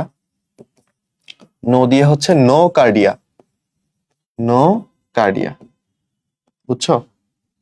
মানে নো মানে নাই, কার্ডিয়া মানে হৃৎপিণ্ড। মনে করো যার বুকে কোনো সাহস নাই, সে তো তেল খেয়ে বেঁচে থাকবে, তাই না? তার সাহস থাকলে তো বলবে না আমাকে তেল দিও না, আমি এমনিই পারবো, ঠিক আছে, আমার তেলের দরকার নেই। নো কার্ডিয়া, সাহস নাই, ওর তেল লাগে, ও তেল খায়। আচ্ছা, পি দিয়ে হচ্ছে সিউডোমোনাস, সিউডোমোনাস। তাহলে এই 3জন হচ্ছে তেল খায়। তাহলে বলো কোনটা হবে উত্তর? পেয়ে গেছি আমরা, সিউডোমোনাস। ঠিক আছে, বাকি ব্যাকটেরিয়া গুলো খুবই ইম্পর্টেন্ট, এগুলো সম্পর্কে জানা দরকার। ক্লস্ট্রিডিয়াম অনেক ইম্পর্টেন্ট একটা ব্যাকটেরিয়া, ওর সম্পর্কে কি কি জানবো বলো? ও হচ্ছে বাধ্যতামূলক অবায়বীয়। বাধ্যতামূলক অবায়বীয় মানে কি? বাতাস থাকলেও বাঁচতে পারে না, বুঝছো? আচ্ছা, ক্লস্ট্রিডিয়ামের একটা মানে জাত আছে, সেটা হচ্ছে ক্লস্ট্রিডিয়াম বটুলিনাম। এই ক্লস্ট্রিডিয়াম বটুলিনাম হচ্ছে বটিউলিন তৈরি করে, বটিউলিন। এটা একটা টক্সিন যেটা বিষক্রিয়া করে, বুঝছো? ক্লস্ট্রিডিয়াম অ্যাসিটো বিউটাইলিকাম, এটা হচ্ছে এসিটন তৈরি করতে হেল্প করে। যাই হোক, তারপরে এটা বিমানের জ্বালানি দূষিত করে বা বিমান দুর্ঘটনা ঘটায়। কিভাবে? বিমানের জ্বালানিতে যদি ক্লস্ট্রিডিয়াম জন্মায় তখন বিমান ক্র্যাশ করতে পারে। জন্য যে কোনো পাইলট বিমান চালানোর আগে একটু করে জ্বালানি বের করে দেখে নেয় যে জ্বালানিটা ক্লিয়ার আছে কিনা, স্বচ্ছ আছে কিনা, নাকি এখানে ব্যাকটেরিয়া জন্মায় বসে আছে। আকাশে উঠে তো তখন আর কিছু করার থাকবে না, বুঝছো? তারপরে ক্লস্ট্রিডিয়াম টিটানি বলে একটা ব্যাকটেরিয়া আছে, সেটা দিয়ে ধনুষ্টঙ্কার হয়, তাই না? ধনুষ্টঙ্কার করে এই ক্লস্ট্রিডিয়াম। তারপর হচ্ছে পাট, পাট গাজন করতে হেল্প করে। তোমরা কি পাট গাজনের ঘ্রাণ কখনো পাইছো? মানে আমি যখন এখনো গ্রামে যাই, ছোটবেলায় দেখতাম যে পুকুরের মধ্যে অনেক পাট ফেলে রাখছে। গন্ধটা মোটেও ভালো লাগতো না তখন। এখন গেলে পরে আমি সেখানে দাঁড়িয়ে বুক ভরে শ্বাস নিই, কারণ সেই ঘ্রাণ আমাকে ছোটবেলার কথা মনে করায় দেয়। আমি দেখেছি যে গান মানে গান, মিউজিক এবং ঘ্রাণ, এই 2টা জিনিস মানুষের স্মৃতিকে খুব সুন্দর করে ধরে রাখতে পারে। আমি যখন এখনো পেন্সিল শার্প করি, আমার কাছে মনে হয় যে আমি নার্সারিতে পড়ি, কারণ নার্সারিতে ক্লাসরুমে বসে আমি পেন্সিল শার্প করতাম। সেই কাঠের ঘ্রাণ এখন আমাকে নার্সারির ক্লাসরুমে নিয়ে যায়, ওই সময়ের কথা মনে করায় দেয়, বুঝছো? তারপর ধরো কিছু কিছু গান আছে জায়গার সাথে একদম মিশে যায়। আমি যখন মেডিকেলে ফার্স্ট ইয়ারে পড়ি, আমার বন্ধু সাদির বাসায় ঘুরতে গেলাম সিলেটে। অনেক তুমুল বৃষ্টি, বৃষ্টির মধ্যে তখন এমনও দিনে তারে বলা যায়, এই গানটাই সারাদিন জুড়ে শুনতাম। এখনো আমি যখন এই গানটা শুনি রবীন্দ্রনাথের, এমনও দিনে তারে বলা যায়, শুনলেই মনে হয় আমি সিলেটে বসে আছি, বুঝছো? এই জন্য বললাম যে গান এবং ঘ্রাণ খুবই স্মৃতি ধরে রাখতে পারে। যাক, আচ্ছা বাড়তি কথা বলছি বোধ হয়, তোমাদের ভালো লাগছে কিনা জানি না। আমরা একটু পড়াশোনা, কিন্তু আমি কিন্তু একটা প্রশ্ন ধরে অনেকখানি পড়ে ফেলছি। বাচ্চারা, ব্যাসিলাস মেগাথেরিয়াম, এটাও কিন্তু তোমার ব্যাকটেরিয়ার প্রয়োজনীয়তার অংশ আছে। মেগাথেরিয়াম এটা কোথায় ব্যবহৃত হয় বলো? চা, কফি, তামাক, এইগুলো প্রক্রিয়াজাত করতে ব্যাসিলাস মেগাথেরিয়াম ব্যবহৃত হয়, বুঝছো? এই যে প্রমি সুন্দর একটা উত্তর দিয়ে দিচ্ছ যে রাইজোবিয়াম, ভেরি গুড। এটা বহুরূপী ব্যাকটেরিয়া, মানে এটার যে আকৃতি কেমন হবে ও নিজেও জানে না, এক এক সময় এক এক রকম দেখতে, বুঝছো? তারপরে এই রাইজোবিয়াম শিমের মূলে থাকে, শিম গাছের মূলে নড়িউলে থাকে, এবং সে নাইট্রোজেন ফিক্স করে, নাইট্রোজেন ফিক্স করে উদ্ভিদের জন্য, নাইট্রোজেন বাতাস থেকে এনে দেয়। ওকে, বুঝতেছো বাচ্চারা? ওকে, তাহলে এই ব্যাকটেরিয়া গুলো সম্পর্কে আমরা জেনে ফেললাম, এভাবে আইডিয়া রাখতে হবে সবগুলো ব্যাকটেরিয়া সম্পর্কে। এন্ড দেন চলো আগাই। তাহলে এটার উত্তর তো পারছি আমরা। ম্যালেরিয়া শব্দটা কোন বিজ্ঞানী প্রথম ব্যবহার করেন? তাহলে ম্যালেরিয়ার অনেক ইতিহাস আছে, ওই ইতিহাস থেকে দেখছো প্রশ্ন আসছে কিন্তু, তাহলে বিজ্ঞানীদের নামও একটু একটু পড়তে হবে। বাচ্চারা, ম্যালেরিয়া শব্দটার মানে হচ্ছে দূষিত বাতাস, তোমরা বোধহয় জানো। আমি সব খালি গল্প চলে আসতেছে আজকে। আমি তখন অ্যাডমিশন ক্যান্ডিডেট, কোরবানি ঈদ অ্যাডমিশনের আগে তখন। তো সবাই বাড়িতে থাকলেও আমি কোরবানির কার্যক্রম শেষ করে বিকেলবেলা বাসায় চলে আসবো, কারণ রাত্রে আমার পড়ার প্ল্যান। শুনতে খুব অদ্ভুত শোনায়, বাট আমি অ্যাডমিশনের সময় ঈদের দিন রাতে আসলে পড়েছি, কারণ আমার অন্য কিছু করার নাই, তাই আমি পড়েছি। ওকে। আবার যেমন ধর ডাক্তারি প্রফেশনে ঈদের দিন সকালে ডিউটি করে দেন বাসায় গিয়েছি, বুঝছো? আচ্ছা যাক, এগুলো গল্প বলে লাভ নাই। যে গল্পটা বলতে চাচ্ছিলাম সেটা হচ্ছে যে এখনো কিন্তু বুড়ো মানুষরা বিশ্বাস করে যে খারাপ বাতাস দিয়ে আমাদের রোগ হয়ে যায়, বুঝছো? যেমন আমি যখন বাড়ি থেকে আমার বাসায় যাব, গ্রামের বাড়ি থেকে আমার বাসায় যাবো, আমার নানু হচ্ছে এক বক্স ভর্তি মাংস দিয়ে মানে গরুর গোশত দিয়ে দিলেন। তো সেইখানে উনি একটা রসুন দিয়ে দিচ্ছেন। আমি বললাম, নানু এটা কেন? উনি বলে, না যাবি তো, যাওয়ার সময় এটা বাতাস লাগতে পারে। তা আমি পরে বিজ্ঞানের একজন ছাত্র হিসেবে এই বাতাস লেগে আমার পেট খারাপ হবে এটা তো বিশ্বাস করা যায় না। তো পরে আমি রসুনটা রেখে আসছি, এই কুসংস্কার তো আমি মানি না। তো পরে বাসায় এসে দেখি তাও একটা রসুন, মানে কোনো ফাঁকে আবার একটা রসুন ব্যাগের মধ্যে দিয়ে দিচ্ছেন। মানে উনার বিশ্বাস আমার বিশ্বাস থেকে অনেক স্ট্রং, উনি যে কোনো মূল্যে উনার নাতিকে বাঁচাবেন, তাই একটা রসুন অবশ্যই ওই ব্যাগের মধ্যে দিয়ে দিচ্ছেন। রসুন দিলে বাতাস লাগবে না। আচ্ছা, তা আগে ওইভাবে চিন্তা করা হইতো যে ম্যালেরিয়া জ্বরটা বোধহয় এরকম বাতাস দিয়ে হয়, কিন্তু আদতে এটা বাতাস দিয়ে হয় না, এটা প্লাজমোডিয়াম নামক একটা পরজীবী দিয়ে হয়, রাইট? ওকে। তো এই যে এটা যে, আচ্ছা আগে আসি যে এটা তো প্রথম, এই শব্দটা প্রথম কে ব্যবহার করছেন? তোমরা অ্যান্সার বলে দিচ্ছ, টর্টি। বাকিদের নামগুলো একটু জানতে হবে যে বাকিরা কে কি করেছেন। এইটা যে ম্যালেরিয়া পরজীবী, এটা যে প্লাজমোডিয়াম, এবং এটা মানুষের আরবিসিতে থাকে। তাহলে প্লাজমোডিয়াম কই পাইছেন বলো? প্লাজমোডিয়াম আরবিসিতে। আরবিসি মানে লোহিত রক্তকণিকা, তাই না? এই প্লাজমোডিয়াম আরবিসিতে খুঁজে পাইছেন হচ্ছে চার্লস লেভেরন। লেভেরন এটা কতর দিকে? এই 1880 সালের দিকে, সাল লাগবে না, ওই সময় এটা উনি খুঁজে পাইছেন। তখন আমরা বুঝছি, ও আচ্ছা, তাহলে তো এটা খারাপ বাতাস দিয়ে ছড়ায় না, এটা তো একটা জীবাণু দিয়ে ছড়ায়, বুঝছো? আচ্ছা, স্যার রোনাল্ড রস, উনি ছিলেন একজন ডাক্তার, ব্রিটিশ সেনাবাহিনীর একজন ডাক্তার, যিনি ইন্ডিয়ান উপমহাদেশে কর্মরত ছিলেন ওই 1900 সালের শুরুর দিকে। তো উনার তখন খুব চিপ লেবার ছিল, মানে খুব সহজেই তুমি মানে লোকজনকে কাজে লাগাই দিতে পারবা। উনি কয়েকজনকে বিভিন্ন জায়গায় পাঠাই দিচ্ছে, কি কাজ? মশা ধরে নিয়ে আসা, ঠিক আছে? তো অনেকেই হচ্ছে মশা ধরে এনে বিভিন্ন স্যাম্পল কালেক্ট করে স্যার রোনাল্ড রসকে দিত। উনার কাজ ছিল মশার পেট কেটে গবেষণা করা, কারণ উনি সাসপেক্ট করেছিল এই মশার মাধ্যমেই এই ম্যালেরিয়াটা ছড়ায়, এই প্লাজমোডিয়াম পরজীবীটা ছড়ায়। উনার সাসপেকশন একদমই ভুল না। ফাইনালি উনি অ্যানোফিলিস মশকির পেটে, অ্যানোফিলিস, এডিস বললে কিন্তু তোমার জীবন শেষ, অ্যানোফিলিস মশকির মধ্যে এই এটা পেলেন, কি বলে এটাকে বলো, প্লাজমোডিয়াম পরজীবীটাকে পেলেন, এবং আমরা নিশ্চিত হলাম যে এটা আসলে অ্যানোফিলিস মশকি দিয়ে ছড়ায়। ওকে, তাহলে স্যার রোনাল্ড রস হচ্ছে এটা আবিষ্কার করছেন, অ্যানোফিলিস মশকি দিয়ে এটা ছড়ায়। লেভেরন হচ্ছে এটা আবিষ্কার করছেন। আর ম্যালেরিয়ার সাথে লুই পাস্তুরের কোনো সম্পর্ক নাই। লুই পাস্তুর বেসিক্যালি ব্যাকটেরিয়া নিয়ে অনেক কাজ করছেন, বুঝছো? এই জন্য ওনাকে আমরা বলি আধুনিক ব্যাকটেরিওলজির জনক, আধুনিক ব্যাকটেরিওলজির জনক। বাচ্চারা বুঝতেছো? তাহলে এবার একটু বলে ফেলো যে শুধু ব্যাকটেরিওলজির জনক যদি আসে, আধুনিক শব্দটা নাই, তখন তুমি কার কথা দাগাবা বলো? ব্যাকটেরিওলজির জনককে? ব্যাকটেরিওলজির জনক লিখে ফেলো। ওকে, আরেকটা প্রশ্ন করে ফেলি, পাস্তুর ইফেক্ট দেখা যায় কার মধ্যে? লিখে ফেলি।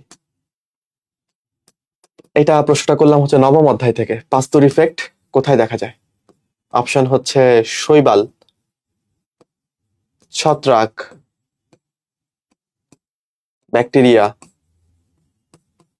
শৈবাল, ছত্রাক, ব্যাকটেরিয়া, ভাইরাস। কোথায় দেখা যায় পাস্তুর ইফেক্ট? ওকে, বলতে থাকো, আমরা আগাই। লিভেন হুককে, ভেরি গুড, যারা উত্তর দিচ্ছে লিভেন হুক, লিভেন হুককে ব্যাকটেরিওলজির জনক বলে, দ্যাটস গ্রেট। আর আধুনিক ব্যাকটেরিওলজির জনক বলবা কাকে বলে? লুই পাস্তুরকে। আর পাস্তুর ইফেক্ট দেখা যায় বেসিক্যালি ইস্টের মধ্যে। কোথায় দেখা যায় বলো? ইস্ট। নবম অধ্যায়ে অবাত শোষণের অংশে আছে ইস্ট একটা ছত্রাক, তাহলে উত্তর হবে ছত্রাক। বাচ্চারা একটা ব্যাপার খেয়াল করো, আমাদের ঢাকা ইউনিভার্সিটির প্রশ্নের তুলনায় কিন্তু জাহাঙ্গীরনগর ইউনিটের বায়োলজি প্রশ্ন অবশ্যই অপেক্ষাকৃত কঠিন, এটা মানতে কোনো দ্বিধা নাই। বুঝতে পেরেছো? মেডিকেল স্ট্যান্ডার্ডে আসলে। আচ্ছা, তাই একটু ভালো মতনে পড়তে হবে। অ্যাম্ফিট্রিকাস ব্যাকটেরিয়ার কয়টা ফ্লাজেলা থাকে? অ্যাম্ফি শব্দের অর্থ যে জানো, অ্যাম্ফি মানে হচ্ছে উভয়। অ্যাম্ফি মানে কি? উভয় দিকে।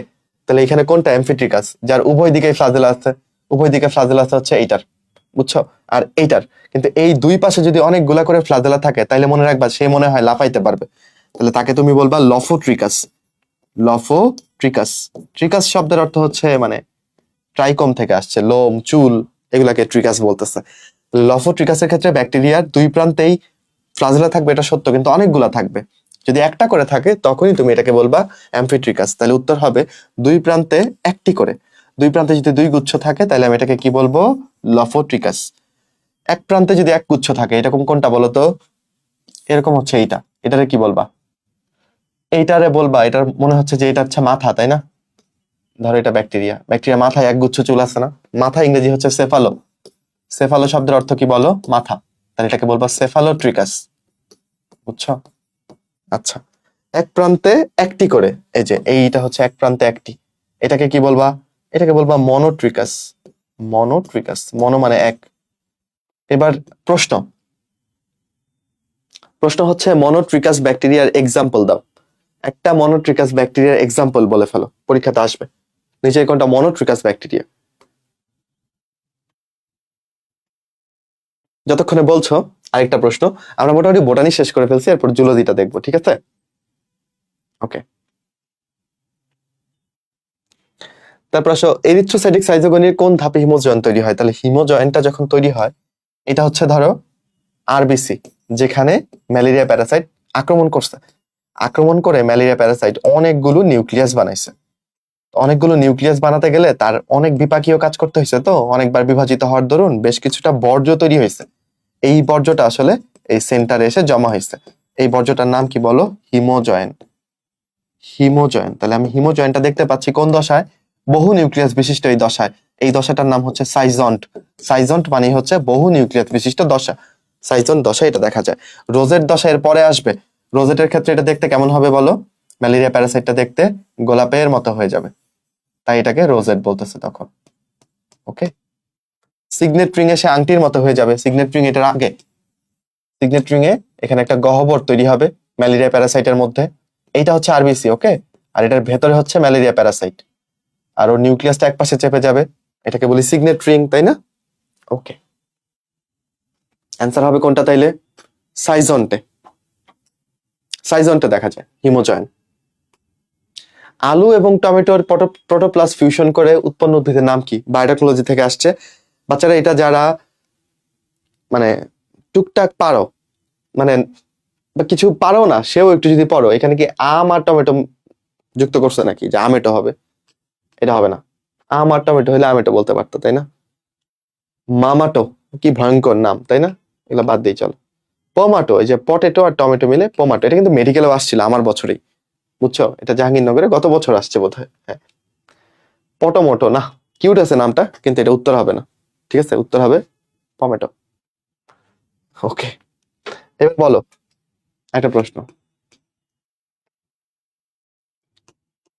পটোমিটার এটা দিয়ে কি করে? পটোমিটার এই যন্ত্র দিয়ে কি করে? লিখে ফেলো। ওকে, কোন উদ্ভিদের বীজ খাদ্য হিসাবে ব্যবহৃত হয়? সবগুলাই সাইকাস, সাইকাসের বিভিন্ন জাত। তাহলে কোনটার বীজকে তুমি খাবা? হ্যাঁ, মোহন বলে ফেলছো। প্রস্বেদন, মানে প্রস্বেদনের হার নির্ণয় করে পটোমিটার দিয়ে। ওইটাকে আবার পটেটোমিটার বললে হবে না, ওকে? আচ্ছা, বাচ্চারা আয়, কিভাবে মনে রাখবি? সাইকাস সার্সিনালিস, এই সার্সি দিয়ে সা, সা আসতেছে না, এই সা দিয়ে মনে রাখবা স্ফীতকন্দ। তাহলে এটার কি খাই বলো? সার্সিনালিসের স্ফীতকন্দ খাই। আচ্ছা, রিভোলুটা, এখানে একটা ভি আছে না, এই ভি দিয়ে মনে রাখবা হচ্ছে বীজ। তাহলে বীজ খাই কার? রিভোলুটার। পেকটিনাটার পি দিয়ে দুইটা মনে রাখবা, এটা পাহাড়ি পরিবেশে জন্মায়, ঠিক আছে? পাহাড়ি। আর এটা হচ্ছে পাতাকে আমরা খেয়ে ফেলি। মানুষ কিচ্ছু ছাড়বে না, কাণ্ড খেয়ে ফেলবে, বীজ খেয়ে ফেলবে, পাতা খেয়ে ফেলবে, সব খেয়ে ফেলবে। তাহলে প্রশ্ন আসছে বীজ কোনটার খাই? তাহলে উত্তর হবে সাইকাস রিভোলুটা। ওকে, সাইকাস মিডিয়ার ব্যাপারে আমি তেমন কিছু জানি না। বাচ্চারা পারতেছো কিনা বলো তো? বিভিন্ন রকমের ফল ব্যাপারে পড়ে ফেলবা। 7 নম্বর অধ্যায়ে যে এস্টিভেশন আছে, ফল আছে, তারপর হচ্ছে এই অংশগুলো একটু ভালো মতন পড়তে হবে, এখান থেকে প্রশ্ন আসবে, বুঝছো?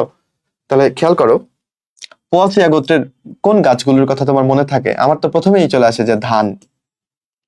ধানের কথা চিন্তা করে শুরু করি, ধান, ধান ক্ষেত, মাঠের ঢেউ খেলে যাচ্ছে, এগুলো চিন্তায় আসে। আরেকটা ব্যাপার চিন্তায় আসে, যখন ধান হচ্ছে বাড়িতে আনা হয় বয়ে বয়ে ক্যারি করে, যখন ক্ষেত থেকে ধান বাড়িতে নিয়ে আসা হয় নবান্ন উৎসবের সময়, তাহলে ধান ক্যারি করে নিয়ে যাচ্ছি, ধান হচ্ছে পোয়াসিয়া গোত্রের। ধান তুমি ক্যারি করে নিয়ে যাচ্ছ, তাহলে পোয়াসিয়ার ক্ষেত্রে তুমি ক্যারি পাবা। ক্যারি কোনটা? এই যে ক্যারি অপসিস। তাহলে পোয়াসিয়া গোত্রের ফল কোনটা বলো? ক্যারি অপসিস। ওকে, এবার আয় ক্যাপসিউল কিসের? আরেকটা গোত্র আছে না বইয়ের? তাহলে মালভেসি এবং পোয়াসিয়া, এটা সম্পর্কে তোমার সব জানতে হবে। এই মালভেসি গোত্রে তুমি ক্যাপসিউল পাবা সাধারণত। মালভেসি সাধারণত কোনটা থাকবে বলো? সাধারণত ক্যাপসিউল থাকবে, তবে এটা ছাড়াও মালভেসিতে আর কি থাকতে পারে? বেরি থাকতে পারে, বেরি, এবং সাইজো কার্প থাকতে পারে। এখন আমি ডিটেলস আসলে কোনটা কি টাইপের ফল এগুলো শেখানোর সুযোগ সময় নাই, কিন্তু এই যে আমি দুইটা পয়েন্ট সম্পর্কে লিখলাম, বি এবং ডি সম্পর্কে, এই দুইটা পয়েন্ট অবশ্যই ভালো মতো শিখে রাখো, যে মালভেসিতে কি কি ফল পাওয়া যায়, পোয়াসিয়াতে কি ফল পাওয়া যায়। ওকে, চল। সবার শ্বসনে গ্লুকোজের শ্বসনিক হার কত? তাহলে আমরা 9 নম্বর অধ্যায়ে চলে আসছি। শ্বসনিক হার, যেটাকে আমরা রেসপিরেটরি কোশেন্ট বলি, এটা তুমি বের করবা, উপরে সবসময় রাখবা। আমি যখন এই হার বের করব, তখন আমি একটা হাড়ির কথা চিন্তা করতে পারি, যেই হাড়িতে আমি ভাত রান্না করতেছি মনে করো। ওকে, উপরে যেটা নির্গত হয় কি ধোয়া না? তাহলে যেটা নির্গত হচ্ছে এটা উপরে থাকে না। তাহলে বলো শ্বসনে কি নির্গত হয়? শ্বসনে নির্গত হয় কার্বন ডাই অক্সাইড। ওকে, আর শ্বসনে গৃহীত হয় কি? অক্সিজেন। এবার যদি তুমি গ্লুকোজকে শোষণ করো, 1 অণু গ্লুকোজকে পুরানোর জন্য 6 অণু অক্সিজেন লাগে, আর কার্বন ডাই অক্সাইড বের হয় 6 অণু। তাহলে কত দাঁড়াচ্ছে জিনিসটা? 1 দাঁড়াচ্ছে না? তাহলে সবৎ শ্বসনে গ্লুকোজের শ্বসনিক হার কত বলো? 1। বুঝছো? একটু আগেই পড়লাম, কে যেন বললা। ওকে, দেন এগুলো সব আমি পড়াইছি আসলে তোমাদের, তোমার ক্লাসগুলো মনে আছে কিনা আল্লাহ জানে। আচ্ছা, কোনটা সালোক সংশ্লেষণে আলোক পর্যায়ে? তোমরা জানো কালো করে একটা বিজ্ঞানী ছিল, ওনার নাম ব্ল্যাকম্যান, তাই না? তো ব্ল্যাকম্যান সালোক সংশ্লেষণকে 2 ভাগে ভাগ করেছিল, একটা আলোতে হয় তাই আলোক পর্যায়, আর একটা আলো ছাড়া হয় তাই এটা আলোক নিরপেক্ষ পর্যায়। আলোক নিরপেক্ষ পর্যায়ের মধ্যে আমরা C3C4 চক্র পড়েছি, যেগুলা অবশ্যই খুবই ইম্পর্টেন্ট। C3C4 এর যে ছকটা আছে, ডোন্ট মানে ডেয়ার টু মিস ইট। ওই C3C4 এর পার্থক্য থেকে প্রশ্ন আসবে, শিওর থাকো। আচ্ছা, এখানে প্রশ্ন করছে আলোক পর্যায়। আলোক পর্যায়ে একটা ঘটনাই ঘটে, which is called photophosphorylation. photophosphorylation, কত বড় শব্দ! এই শব্দের মানে কি? ফটো মানে লাইট, আর ফসফোরিলেশন মানে ফসফেট যোগ। তাহলে এই যে আমি এডিপির সাথে একটা ফসফেট যুক্ত করলাম, হয়ে গেল এটিপি। দিস রিঅ্যাকশন মানে ইজ ফসফোরিলেশন, ফসফেট অ্যাড করা হয়েছে। এখানে যদি তুমি লাইটের উপস্থিতি দিয়ে দাও, তাহলে এটা ফটোফসফোরিলেশন। এই বিক্রিয়াটা ঘটানোর জন্য 2টা ওয়ে আছে তোমার, কি কি বলতো? একটা হচ্ছে চক্রীয়, আর একটা হচ্ছে অচক্রীয়। এই 2 ভাবে ব্যাপারটা ঘটতে পারে। ভার্সিটির ক্লাসগুলোতে আমি খুব ভালো মতন চক্রীয় অচক্রীয় সবকিছু পড়িয়েছিলাম, এখন ডিটেলসে যাওয়ার সুযোগ হচ্ছে না। কি তৈরি হবে? চক্রীয়তে শুধু এটিপি তৈরি হয়, বাট অচক্রীয়তে এটিপির পাশাপাশি NADH H+ তৈরি হয়, NADH H+ তৈরি হয়। তাহলে এখানে যেহেতু চক্রীয় অচক্রীয় আলাদা করে বলে নাই, জাস্ট বলছে আলোক পর্যায়ে কি তৈরি হয়, তাহলে 2টাই তো তৈরি হচ্ছে। তাহলে এটিপি এটাও যাব আমরা, NADPH এটাও যাব, উত্তর হবে সি নাম্বারটা। কিন্তু যদি বলতো যে না, অন্য অপশনগুলো, শর্করা কখনোই তৈরি হবে না। শর্করা কোথায় তৈরি হবে বলো? C3C4 CAM, এইগুলা তো হচ্ছে শর্করা তৈরি হবে, এগুলাতে গিয়ে শর্করা তৈরি হবে, যেটা আলোক নিরপেক্ষ অধ্যায়। আলোক নির্ভর অধ্যায়ে কখনোই শর্করা তৈরি হয়ে যাবে না। ওকে, সামনে যেতে পারি। প্রস্বেদনের সময় পানির সঙ্গে কোনটা নির্গত হয়ে রোগ প্রতিরোধে সহায়তা করে? তাহলে প্রস্বেদনে পানি যখন বাষ্প আকারে বের হয়ে যায়, লবণটাকে ওই জায়গায় ফেলে যায়। পানি কখনোই কাউকে নিয়ে বাষ্প হয় না, একা একা বাষ্প হয়ে উড়ে যায়, লবণটা নিচে পড়ে থাকে। বুঝছো? এই যে নিচে লবণটা পড়ে থাকে, এটা পাতার গায়ে পড়ে রইলো না, এই লবণটাও ছত্রাক জন্মানোর হাত থেকে পাতাকে বাঁচায়। বুঝছো? তাহলে উত্তর হবে কি বলো? লবণ। প্রশোধনের পানি বাষ্পাকারে বের হয়ে যায়, পানিতে লবণ বা আয়ন গুলো মিশ্রিত থাকে, সেই আয়নটাকে সে পত্ররন্ধ্রের কাছে ফেলে যায়, সেই লবণটা অন্যান্য ছত্রাক অন্যান্য জিনিস জন্মাতে দেয় না। ওকে, এটাই রোগ প্রতিরোধে সহায়তা করা। সক্রিয় পরিশোষণ মতবাদ, বেসিক প্রশ্ন বাচ্চারা। সক্রিয় পরিশোষণের 3টা মতবাদ তোমার বইতে আছে। একটা হচ্ছে লেসিথিন বাহক ধারণা, একটা হচ্ছে কি বলো সাইটোক্রোম পাম্প মতবাদ, আর একটা ছিল প্রোটন অ্যানায়ন কো ট্রান্সপোর্ট। এখানে আমি লেসিথিন বাহক ধারণা পেয়ে গেছি। আর নিষ্ক্রিয় ছিল 4টা। নিষ্ক্রিয় কি কি ছিল বলো? ব্যাপক প্রবাহ, আয়ন বিনিময়, ডোনেন সাম্যাবস্থা, আর একটা ছিল হচ্ছে ব্যাপন। রাইট? এই 4টা ছিল নিষ্ক্রিয়। একদম বেসিক প্রশ্ন না? বলো, এইটা যদি না পারো, এইটা না পারলে, তুমি যদি ধরো এই প্রশ্নটা পারো নাই, অন্য সব প্রশ্ন পারছো, দেখবা যে তবু তোমার চান্স বাতিল করে দিচ্ছে। C3 চক্রের প্রথম স্থায়ী যৌগের নাম যে পারে না, তার এই জাহাঙ্গীরনগর ইউনিটে পড়ার দরকার নাই। তাহলে এগুলো পারতে, মানে মজা করে বলছি, এগুলো পারতে হবে। এটা আসবেই, কিছু না কিছু একটা আসবেই C3 C4 থেকে, দেখবা। বুঝছো? মিস নাই।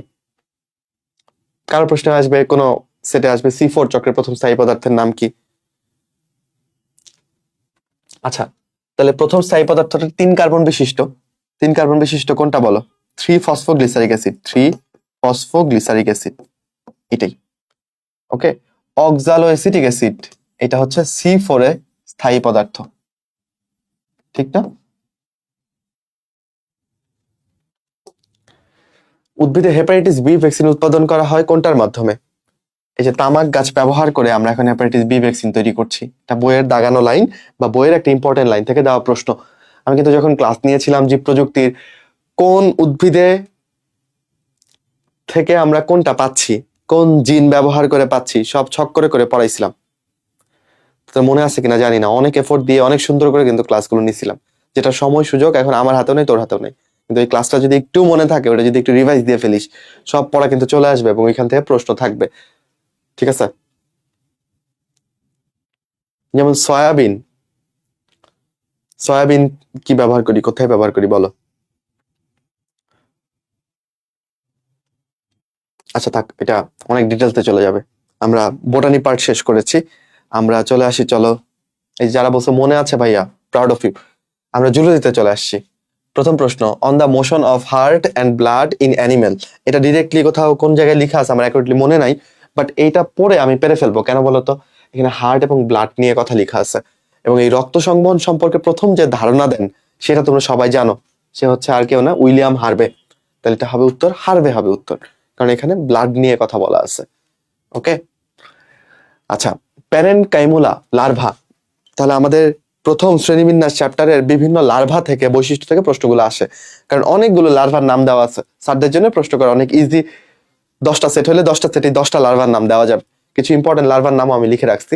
প্যারেনকাইমুলা আরেক নাম হচ্ছে অ্যাম্ফিব্লাস্টুলা। এই লার্ভা কোথায় দেখা যায়? এটা হচ্ছে পরিফেরাতেই দেখা যায়। বুঝছো? আচ্ছা, প্ল্যানুলা লার্ভা কোথায় দেখা যায় জানো? নিডারিয়াতে দেখা যায় প্ল্যানুলা লার্ভা। র্যাবডিটি ফর্ম লার্ভা কোথায় দেখা যায়?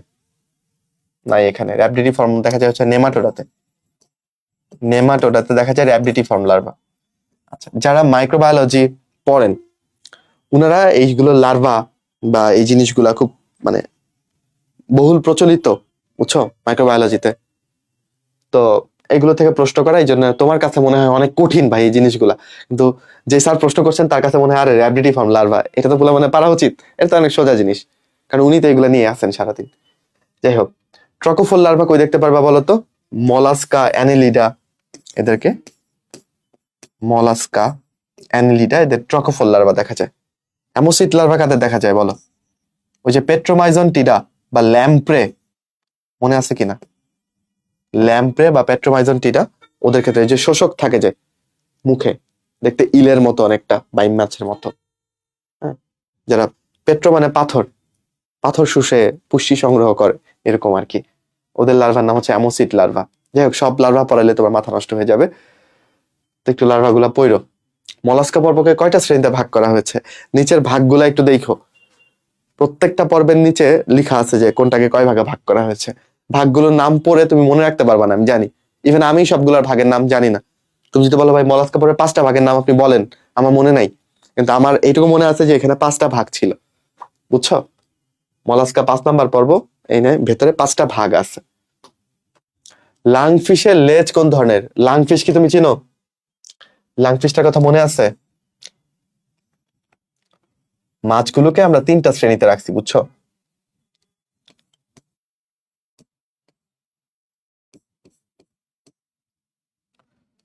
দেখো এই পাখনাটা হচ্ছে মাংসল, মাংসল পাখনা। মাংস বা পেশি ইংরেজি হচ্ছে সার্কো, সার্কো, বুঝছো? আর টেরি মানে হচ্ছে পাখনা বা ডানা, তাহলে সার্কোপ টেরিজি। এই সার্কোপ টেরিজি এই ক্লাসের যে মাছগুলো আছে তারা হচ্ছে মাংসল পাখনা যুক্ত, এবং এদেরকে আমরা বলি হচ্ছে লাংফিশ, বুঝছো? তো ওদের লেজটা কেমন? ওদের লেজ হচ্ছে ডাইফি সার্কেল বা ডাইফাই সার্কেল। যখন দুইটা লেজ সেভাবে মিলে যায় তখন এটার নাম ডাইফাই সার্কেল। আর হেটারো সার্কেল কার লেজ থাকবে বলো? হেটারো সার্কেল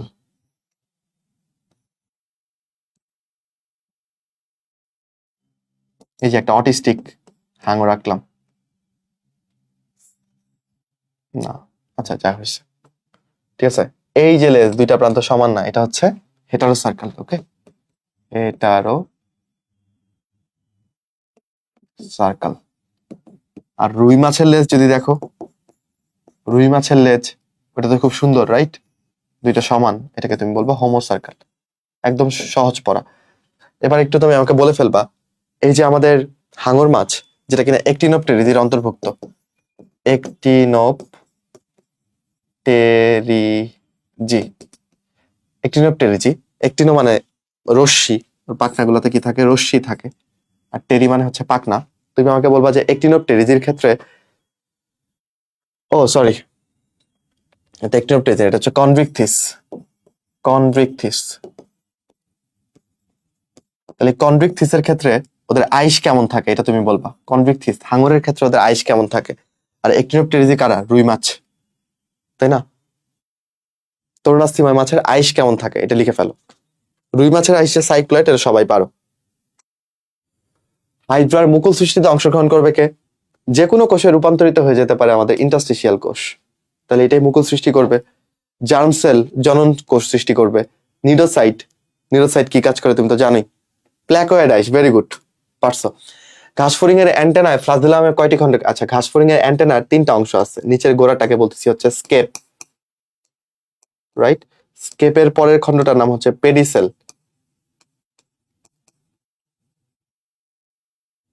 ওকে, সামনে হচ্ছে ফ্লাজেলাম। ফ্লাজেলামের খন্ডক কয়টা?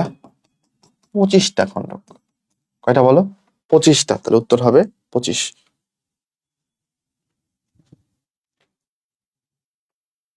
ঘাসফড়িং এর পাকস্থলীতে কত জোড়া হেপাটিক সিকা থাকে? মনে রাখবা, ঘাসফড়িকের যে পরিপাক তন্ত্র বা ঘাসফড়িং এর শরীরটাই মোটামুটি 6-এর খেলা, বুঝছো? তাহলে হেপাটিক সিকা কয় জোড়া থাকে? 6 জোড়া। অ্যালারি পেশি কতগুলা থাকে? 6 জোড়া, বুঝছো? অ্যালারি পেশিও 6 জোড়া, হেপাটিক সিকাও 6 জোড়া। এটার আরেক নাম হচ্ছে গ্যাস্ট্রিক সিকা। দেখি উত্তর দাও, ঘাসফড়িং এর প্রধান পরিপাক গ্রন্থির নাম কি? লিখে ফেলো, ঘাসফড়িং এর প্রধান পরিপাক গ্রন্থির নাম কি? আমরা প্রায় শেষের দিকে, ধৈর্য ধরে একটু থাকতে পারো। ঘাসফড়িং এর প্রধান পরিপাক গ্রন্থির নাম আমি তোমাকে বলে দেই। না, গ্যাস্ট্রিক সিকা না, লালা গ্রন্থি। ঘাসফড়িং এর লালা গ্রন্থি হচ্ছে ওদের প্রধান পরিপাক গ্রন্থি, বুঝছো? ম্যাক্সিমাম এনজাইম ওইখানে থাকে। নাম যেটা কঠিন হবে সেটাই প্রধান হবে এরকম না। ওকে, রুই মাছের অনেকগুলো ধমনী থাকে, হ্যাঁ, তার মধ্যে একটা ধমনী নাম হচ্ছে সিলিয়াকো মেসেন্টারিক। তো সিলিয়াকো মেসেন্টারিক এই অংশটা আসলে কোন জায়গায় রক্ত সরবরাহ করে? এই ধমনীটা। উত্তর হবে কি বলো? অন্ত্রে। স্ট্রোনি বৃক্কে যে রক্ত সরবরাহ করবে তার নাম হচ্ছে রেনাল ধমনী। দেহ প্রাচীরে যে রক্ত সরবরাহ করবে তার নাম হচ্ছে প্যারাইটাল ধমনী। ওকে, স্ট্রোনি পাখনায় রক্ত সরবরাহ করবে ওর নাম হচ্ছে ইলিয়াক ধমনী, ইলিয়াক ধমনী। আর অন্ত্রে রক্ত সরবরাহ করবে সিলিয়াকো মেসেন্টারিক ধমনী। হলো? লালারস গ্রন্থি থেকে নিঃসৃত লালারসের ক্ষেত্রে কোনটা সঠিক? মানে আমাদের যে লালারস এটা কি অম্লীয় না ক্ষারীয়, এটা জানতে চেয়েছে। বেশি অম্লীয় বেশি ক্ষারীয় তো হবে না অবশ্যই। লালার রসে যদিও বাইকার্বনেট আয়ন থাকে, লালার পিএইচ কত বলো? এই 6, কোথাও কোথাও লেখা আছে 6.8 থেকে 7.4 এরকম লেখা আছে, বাট তোমার পরিপাক চ্যাপ্টারে অসংখ্যবার লেখা যে লালার আসলে আমাদের লালা কেমন, কিছুটা ভুল লাগিস, কিছুটা অম্লীয়, আমাদের লালা কিছুটা অম্লীয়। ওকে, আমাদের লালা কিছুটা অম্লীয়, যদিও লালার মধ্যে বাইকার্বনেট আয়ন থাকে আর তার পিএইচটা মোটামুটি এরকম, তবুও লালা কিছুটা অম্লীয়, আমরা তাই বলবো। কোন হরমোন পাচক রস, পাক রস আসছে, কোন হরমোন পাচক রস নিঃসরণ করে? পাচক রস মানে হচ্ছে গ্যাস্ট্রিক জুস। তো পাচক জুসের ইংরেজিটা লিখে দিলে তোমার জন্য অনেক সোজা হয়ে যাবে, গ্যাস্ট্রিক জুস। ওকে, গ্যাস্ট্রিক জুস ক্ষরণ করে কে বলো? গ্যাস্ট্রিন, যেটা কিনা জি সেল থেকে ক্ষরিত হয়। পাইলোরাসের জি সেল থেকে গ্যাস্ট্রিন আসে, সেই গ্যাস্ট্রিন গ্যাস্ট্রিক জুস ক্ষরণে উদ্দীপ্ত করে। ওকে, অ্যাড্রিনালিন, এটা অ্যাড্রিনাল গ্ল্যান্ড থেকে আসে, যেটা কিডনির উপরে থাকে। ইনসুলিন গ্লুকাগন সম্পর্কে জানতেই হবে, খুবই ইম্পর্টেন্ট।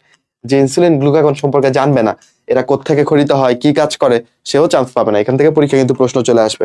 দেখো, অগ্নাশয় থেকে ক্ষরিত হয়, ইনসুলিন ক্ষরিত হয় বিটা সেল থেকে, গ্লুকাগন আলফা সেল থেকে। ইনসুলিন রক্তে গ্লুকোজ কমায়, গ্লুকাগন রক্তে গ্লুকোজ বাড়ায়। প্লিজ মিস করো না কেউ। মানুষের যকৃত দেহের ওজনের প্রায় কত ভাগ বলো? মোটামুটি 3 থেকে 5 ভাগ, আমি যদি ভুল না করে থাকি। যকৃতের ওজন প্রায় 1.5 থেকে 2 কেজির কাছাকাছি হয়ে যায়, এটা তোমার দেহের ওজনের 3 থেকে 5%। কোন হরমোনটা যকৃতে ত্বরিত ধ্বংসপ্রাপ্ত হয়, মানে তাড়াতাড়ি ধ্বংস হয়ে যায়? এখানে গ্লুকাগন, ইনসুলিন, থাইরক্সিন এরা সবাই দেরিতে ধ্বংস হয়, কিন্তু টেস্টোস্টেরন, তারপরে এলডোস্টেরন এরা খুব দ্রুত ধ্বংস হয়। বুঝছো? ছেলেদের বডিতে মোটামুটি 15-20 মিনিট পর পরই একটু করে টেস্টোস্টেরন বের হয়, এটা আবার ধ্বংস হয়ে যায়, আবার একটু করে বের হয়, আবার ধ্বংস হয়ে যায়। বুঝছো? আমাদের যখন অনেক রাগ হয়, ক্ষেপে যাই, তখন অনেক বেশি টেস্টোস্টেরন ক্ষরিত হয়, কিন্তু সারাক্ষণ রাগ করে থাকি আমরা, একটু পর তো রাগটা পড়ে যায় আমাদের, তাই না? তো টেস্টোস্টেরন যদি ধরো ধ্বংসপ্রাপ্ত না হইতো, তাহলে সবসময় উত্তেজিত মেজাজে থাকতাম হয়তোবা। এটা শুধু মেজাজের এনজাইম ব্যাপারটা, মেজাজের হরমোনের ব্যাপারটা এরকম না। ছেলেদের ছেলে হওয়ার পেছনে যে হরমোন দায়ী, সেটাই টেস্টোস্টেরন। কোথায় ক্ষরিত হয় এটা বলো? শুক্রাশয় থেকে ক্ষরিত হয়। ওকে, আচ্ছা, তাহলে উত্তর হবে হচ্ছে এইটা, এরা দ্রুত ধ্বংস হয়। Glucagon, insulin, thyroxine, oestrogen, progesterone এগুলা দ্রুত ধ্বংস হয় না, এগুলা দেরিতে ধ্বংস হয়। তাহলে যকৃত হরমোন ধ্বংসের কাজ করে কিন্তু। প্রতি ঘন মিলিলিটার রক্তে, মানে মিলিমিটার কিউব, যেটাকে লিটারে নিলে তুমি লিখতে পারো মাইক্রোলিটার। ওকে, তাহলে প্রতি ঘন মিলিলিটার রক্তে অনুচক্রিকার সংখ্যা তোমার বইতে, নতুন বইয়ে কত দেওয়া আছে? 1.5 থেকে 4 lakh most probably per cubic millimetre. কিন্তু এখানে তো এটা নাই, এখানে অ্যাপ্রোপ্রিয়েট, এটার কাছাকাছি কোনটা আছে বলো? এটা দেওয়া যায় না, এটা অনেক কম, এইটাও অনেক কম, এই রেঞ্জ অনেক বেশি, এটাই সুন্দর রেঞ্জ। তাহলে উত্তর দেখাবো আমরা এটা, অন্য বইতে হয়তো বা এরকম করে দেওয়া আছে। মানুষের বাম ফুসফুস কত খণ্ডে বিভক্ত? মানুষের 2টা ফুসফুস আছে, সবাই জানো আশা করি, তাই না?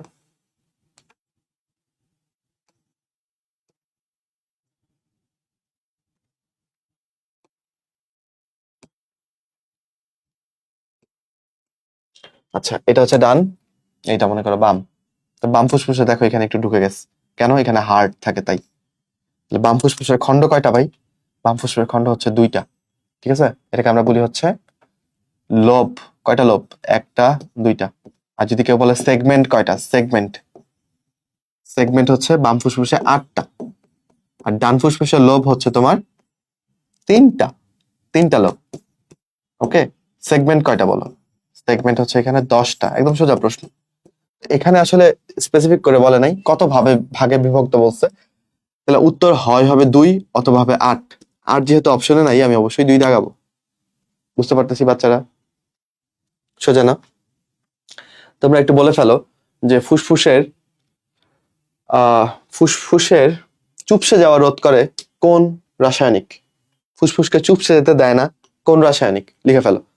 এই দেখো, এই যে এই জিনিসগুলা ক্লাসে অনেক সময় নিয়ে সুন্দর করে পড়াইছিলাম, ছবি টবি এঁকে বলছিলাম যে যারা এগুলো পারবে তারা এই যে 1-2 নাম্বার এগিয়ে যাবে, না পারলে কষ্ট করে শিখতে বলি নাই, কারণ এগুলো অনেক একটু মানে হাই এন্ডের পড়া।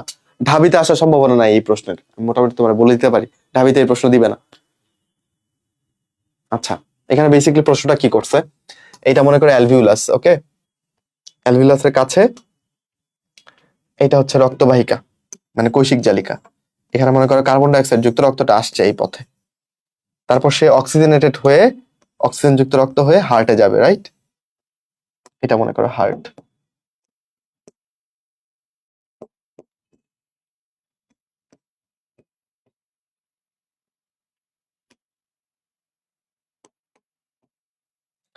বাচ্চারা, কার্বন ডাইঅক্সাইড যুক্ত এইখানে অ্যান্সার হয় 40 হবে, নয়তো 46 হবে। বুঝছো, ব্যাপারটা হচ্ছে এরকম। এই ধরনের প্রশ্ন দেখলে উত্তর হয় 40 পাবা, নয়তো 46 পাবা। মানে উত্তর হওয়ার সম্ভাবনা আছে 40, 46 অথবা 107। এই তিনটার যে কোনো একটা উত্তর হবে। তো এখানে দেখো কোনটা আছে। মানে এটা একটা কি বলবো, চলো আমি বুদ্ধি শিখাই দিচ্ছি আর কি। যে অপশন যদি এরকম থাকে তুমি চোখ বন্ধ করে 40 দিয়ে এসো, কারণ 60, 70, 50 এগুলোর পড়া এই টপিকে নাই। তো এখানে যে প্রশ্নটা করছে ফুসফুসের কৈশিক জালিকা, এই যে এটা হচ্ছে ফুসফুসের কৈশিক জালিকা, যে রক্তটা আসে তার অক্সিজেনের চাপ কত? তুমি আমাকে বলো, যে রক্তটা আসছে সেখানে অক্সিজেন বেশি না কার্বন ডাইঅক্সাইড বেশি? অক্সিজেন এখানে কম, এই জন্য এটা কার্বন ডাইঅক্সাইড যুক্ত রক্ত। অক্সিজেনের এখানে চাপ হচ্ছে 40 মিলিমিটার মার্কারি, কার্বন ডাইঅক্সাইডের চাপ থাকে হচ্ছে 46 মিলিমিটার মার্কারি। বুঝছো? তাহলে উত্তর কত হবে বলো? 40 মিলিমিটার মার্কারি। আবার যদি বলতো যে ফুসফুসের কৈশিক জালিকা থেকে নির্গত রক্ত, তখন বুঝতা যে এই পাশে অক্সিজেন যুক্ত রক্তটাকে বুঝতা। সেখানে অক্সিজেনের চাপ হয়ে যায় 107 বা 104 কোথাও লিখা। আর কার্বন ডাইঅক্সাইড হয়ে যায় কত? কার্বন ডাইঅক্সাইড তো কমে যাবে, আগে ছিল 46, এখন হয়ে যায় 40।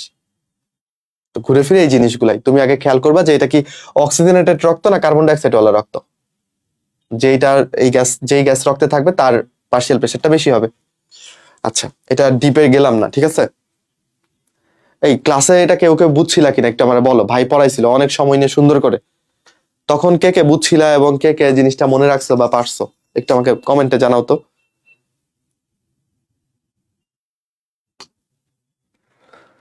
চোখের উপরের দিকে ব্যথা হচ্ছে, এই আমি একটা মানুষ আঁকার চেষ্টা করি, ঠিক আছে? তোমরা হাসবা না। এটা কোন ভাইয়ের মতো দেখা যায় বলতে পারো অবশ্য।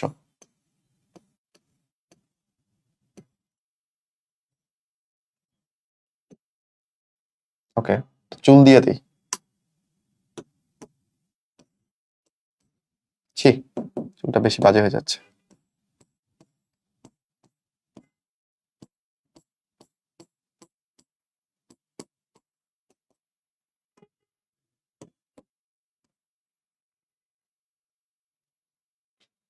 ওকে, তাহলে আমরা দেখব যে কি যেন প্রশ্ন আসছে। চোখের উপরে ব্যথা হচ্ছে, একটু আইব্রো দেওয়া দরকার, না তো মানুষের মতো লাগতেছে না। ওকে, চোখের উপরের কোনটা বলো? এইখানটাতে ব্যথা হচ্ছে। এইখানটাতে কোন সাইনাস থাকে? এইখানটাতে তো ফ্রন্টাল সাইনাস থাকে, তাই না? তাহলে উত্তর হবে ফ্রন্টাল। যদি বলতাম যে ভাই গালে ব্যথা হচ্ছে, গালে ব্যথা হলে কি বলতা বলো? ম্যাক্সিলারি। ম্যাক্সিলারি হলে গালে ব্যথা হয়। এথময়েডাল যদি বলতো তাহলে দুই চোখের মাঝখানে। দুই চোখের মাঝখানে হলে কোনটা বলো? এথময়েডাল। আর যদি চোখের পেছন দিকে ব্যথা হয় তাহলে বুঝবা স্ফেনয়েডাল। ওকে, চোখের পেছন দিকে ব্যথা হলে স্ফেনয়েডাল। পারবো? মাঝখানে বললে, দুই চোখের মাঝখানে বললে এথময়েডাল, মাঝখান বললে এথময়েডাল, আর পেছন বললে স্ফেনয়েডাল। ওকে, আর উপরে বললে ফ্রন্টাল। ওকে, সমপ্রকটতা, এটার কারণে কালো পালক আর সাদা পালক মুরগির মধ্যে ক্রস করছো, F1 জেনারেশনের সবাই কোন বর্ণের হবে? একদম সোজা প্রশ্ন, বইয়ের এক্সাম্পলটাই দেওয়া। সমপ্রকটতা মানে এখানে কালো প্রকট, এখানে সাদাও প্রকট, কেউ প্রচ্ছন্ন না, তাহলে দুজনেই প্রকাশিত হবে। তাহলে সাদা সাদা কালো কালো, তাই না? মানে কালো সাদা চেক যুক্ত মুরগি হবে, সিম্পল হিসাব। যদি সমপ্রকটতা না হয়ে যদি বলতো এটা অসম্পূর্ণ প্রকটতা, তাহলে কি হইতো বলতো? ধরো এটা প্রশ্ন দিচ্ছে অসম্পূর্ণ প্রকটতা, তাহলে কোনটা দাগাইতাম? তাহলে আমি ধূসর দাগাইতাম। তখন কালো প্রকট না, সাদাও প্রকট না, দুইজনের প্রকটতা অসম্পূর্ণ। কালো আর সাদা মিলে তখন নতুন একটা রং তৈরি করতো ধূসর, কেউই ঠিকঠাক মতো প্রকাশিত হইতে পারতো না। আর যেহেতু এখানে আমি আলাদাভাবে কালোকেও দেখতে পাচ্ছি, আলাদাভাবে সাদাকেও দেখতে পাচ্ছি, তাহলে দুইজনই সমানভাবে প্রকট, দ্যাটস ওয়াই এটা সমপ্রকটতা। ওকে, দেন বাচ্চারা একটু হিসেব নিকাশ করতে হবে জেনেটিক্সে। জেনেটিক্সে তো আমি পড়াইছিলাম বোধহয় তোমাদের, তাই না? বলো। তাহলে আমি কি করছি, স্বাভাবিক একটা পুরুষের সাথে হিমোফিলিয়া রোগের বাহক একটা মহিলা, সেই মহিলাকে তো চেনার উপায় নাই, তার যে হিমোফিলিয়ার বাহক সেটা তো জানার উপায় নেই। ওকে, হ্যাঁ, লাল আর সাদা মিলে গোলাপি তৈরি করেছে বইতে, হ্যাঁ ওইটা একটা ফুলের ক্ষেত্রে উদাহরণটা দিয়েছে, সন্ধ্যা মালতী ফুলের। কিন্তু আমি ধরলাম যে ধরো মুরগির ক্ষেত্রে যদি দেখা যেত এই ব্যাপারটা, তখন কেমন হতো? তখন সাদা আর কালো মিলে তার গোলাপি হতো না, তখন ধূসর বা অ্যাশ কালার হয়ে যেত। ফিরে আসি, এখান থেকে আমাকে ক্রস করতে হবে। ওকে, তার পুত্র সন্তান হিমোফিলিক হবে কিনা বা কত পার্সেন্ট হবে। বাচ্চারা, যেহেতু মা এখানে হিমোফিলিয়ার বাহক, তাহলে মায়ের এক্স লিঙ্কড জিনটা অবশ্যই ছেলেতে যাবে এবং ছেলে পুত্র হিমোফিলিক হওয়ার সম্ভাবনা অবশ্যই আছে। চলো দেখি কত পার্সেন্ট। তাহলে স্বাভাবিক পুরুষের জিনোটাইপ আমরা ধরবো এক্স বড় হাতের সি ওয়াই, আর বাহকের ক্ষেত্রে ধরবো তার একটা এক্স জিন ভালো, এই যে এক্স বড় হাতের সি এটা ভালো। ও আমরা তো হিমোফিলিয়া না, কালার ব্লাইন্ড ধরে হিসাব করতেছি, এইচ দিয়ে লিখি তাহলে।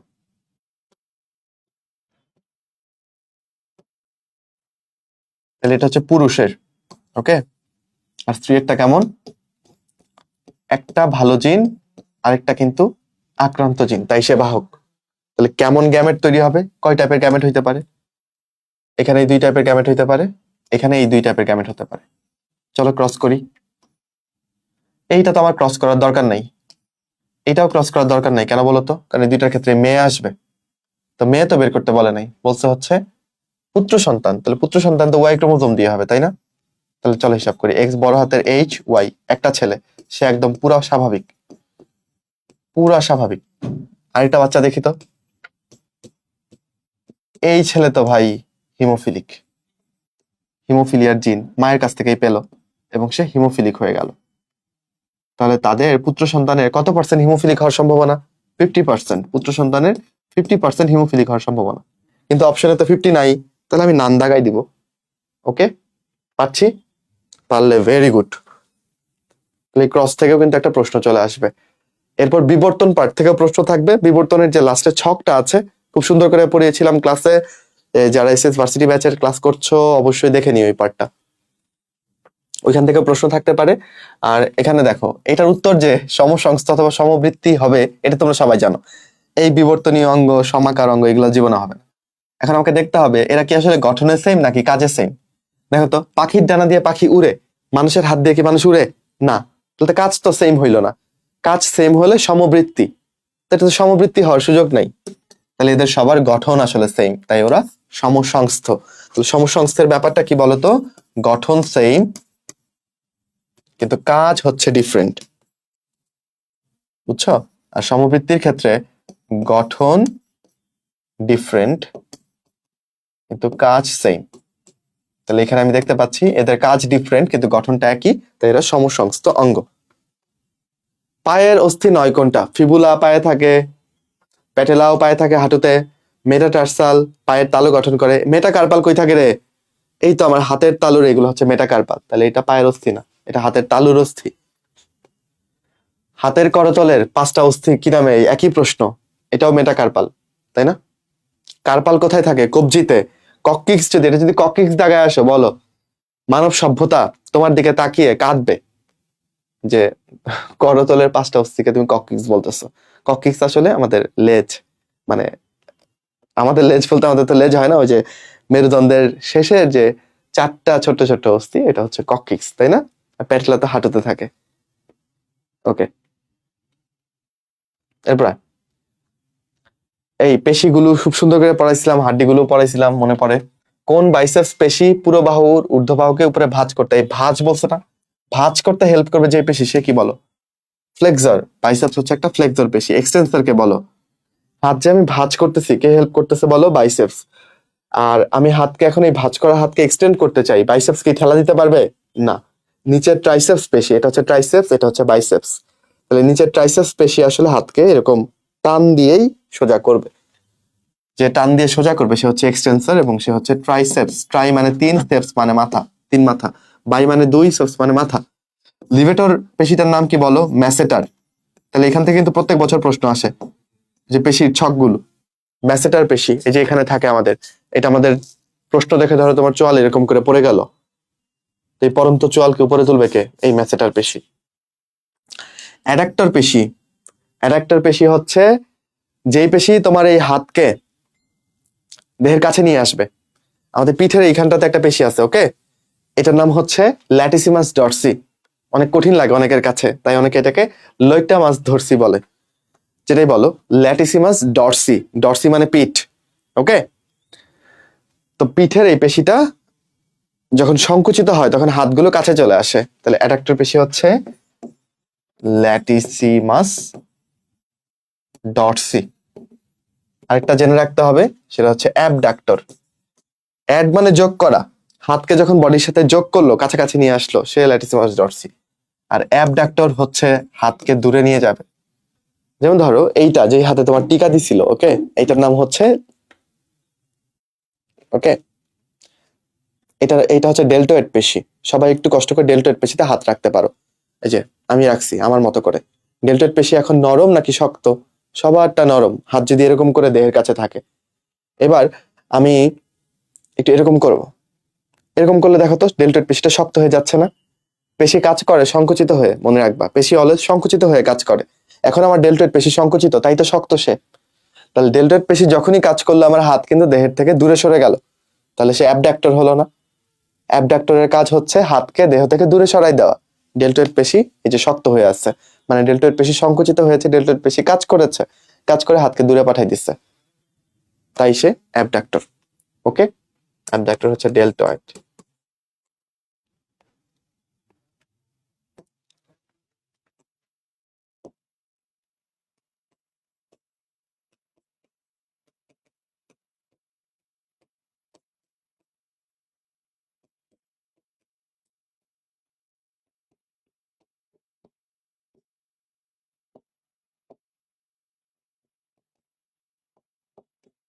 তোমরা মাঝখানে মাঝখানে অনেক প্রশ্ন করেছো।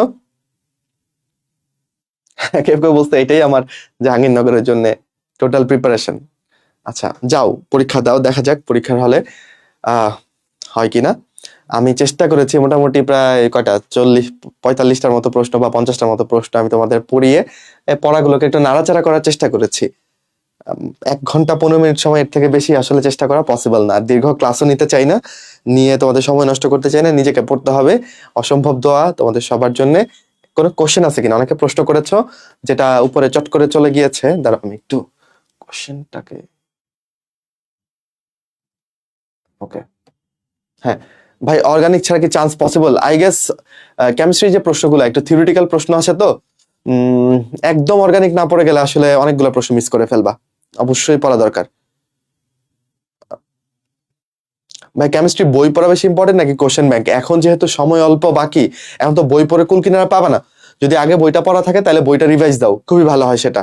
আর যদি বই ভালো মতো পড়া না থাকে, তাহলে তুমি জেইউ এর কোশ্চেন ব্যাংক পড়ে যাও, ঠিক আছে? বা যেই টপিকগুলো থেকে প্রশ্ন দেখতে পাচ্ছ সেগুলো পড়ে যাও। কেমিস্ট্রি ক্লাস মাইনুল ভাইকে একটু এভাবে দেখাই দিত।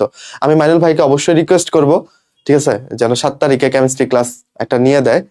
মানে কালকে তো আমার, মানে কালকে কয় তারিখ আমি ভুলে গেছি তারিখ। কালকে আবার ঢাকা ইউনিভার্সিটির জন্য বায়োলজির কথাবার্তা বলবো, ওইটাতেও তোমরা থেকো অবশ্যই, ঠিক আছে?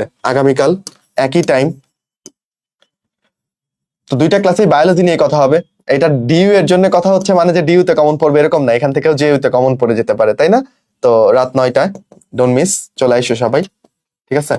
আর অন্তর ভাইকেও রাখবো, অন্যান্য সাবজেক্টের জন্য অন্তর ভাই একটু করে ডিইউ এর জন্য বলবে, কারণ অন্তর ভাই ডিইউ তে টপ 200-তে ছিল। অ্যান্ড দেন মাইনুল ভাইকে আমি নেক্সট দিন কেমিস্ট্রি একটা ক্লাস নেওয়ার জন্য অনুরোধ করবো। আমি বুঝি তোমাদের মনের অবস্থা, তোমাদের প্রিপারেশন অবস্থা, তো এই আর কি। আচ্ছা ভাইয়া, ডিউ এর জন্য কি বুক রিডিং পড়া লাগবে? এটা তো আসলে বেস্ট হয় যদি পড়তে পারো, কিন্তু যদি আগে কখনো না পড়ে থাকো, এই 10 দিনে তুমি পড়ে ফেলবা, ব্যাপারটা এরকম হবে না। তো এখন ওই বেছে বেছেই পড়ো যতটুকু পড়া যায়, ঠিক আছে? আচ্ছা, কমেন্ট এসেছে শিফট ভিত্তিক রেজাল্ট অবশ্যই। আচ্ছা, আমি কিছু কিছু প্রশ্ন উত্তর দিয়ে দিই। শিফট ভিত্তিক রেজাল্ট হবে অবশ্যই, ঠিক আছে? শিফট ভিত্তিক রেজাল্ট হবে। ইম্পর্টেন্ট চ্যাপ্টার এই লাইভের একদম শুরুর দিকে এটা হয়েছে, তুমি জাস্ট একবার একটু চোখ বুলিয়ে নাও, ঠিক আছে? মানে লাইভের শুরুর দিকে, তাহলেই পেয়ে যাবা। আচ্ছা, একজন বলছে অ্যাসপেক্টেড কোশ্চেন ব্যাংকটা সলভ করলে কি হবে? হ্যাঁ, তুমি তোমার কাছে থাকা প্রশ্ন ব্যাংকটা সলভ করো, চ্যাপ্টার ওয়াইজ প্রশ্ন ব্যাংক হলে খুবই ভালো হয়, ঠিক আছে? সলভ করে ফেলো, তাহলেই হবে। মেডিকেলের মতো কেমিস্ট্রি পড়লে হবে নাকি আর কিছু পড়বো? মেডিকেলের মতো কেমিস্ট্রি অনেকটাই মেডিকেলের মতো কেমিস্ট্রি।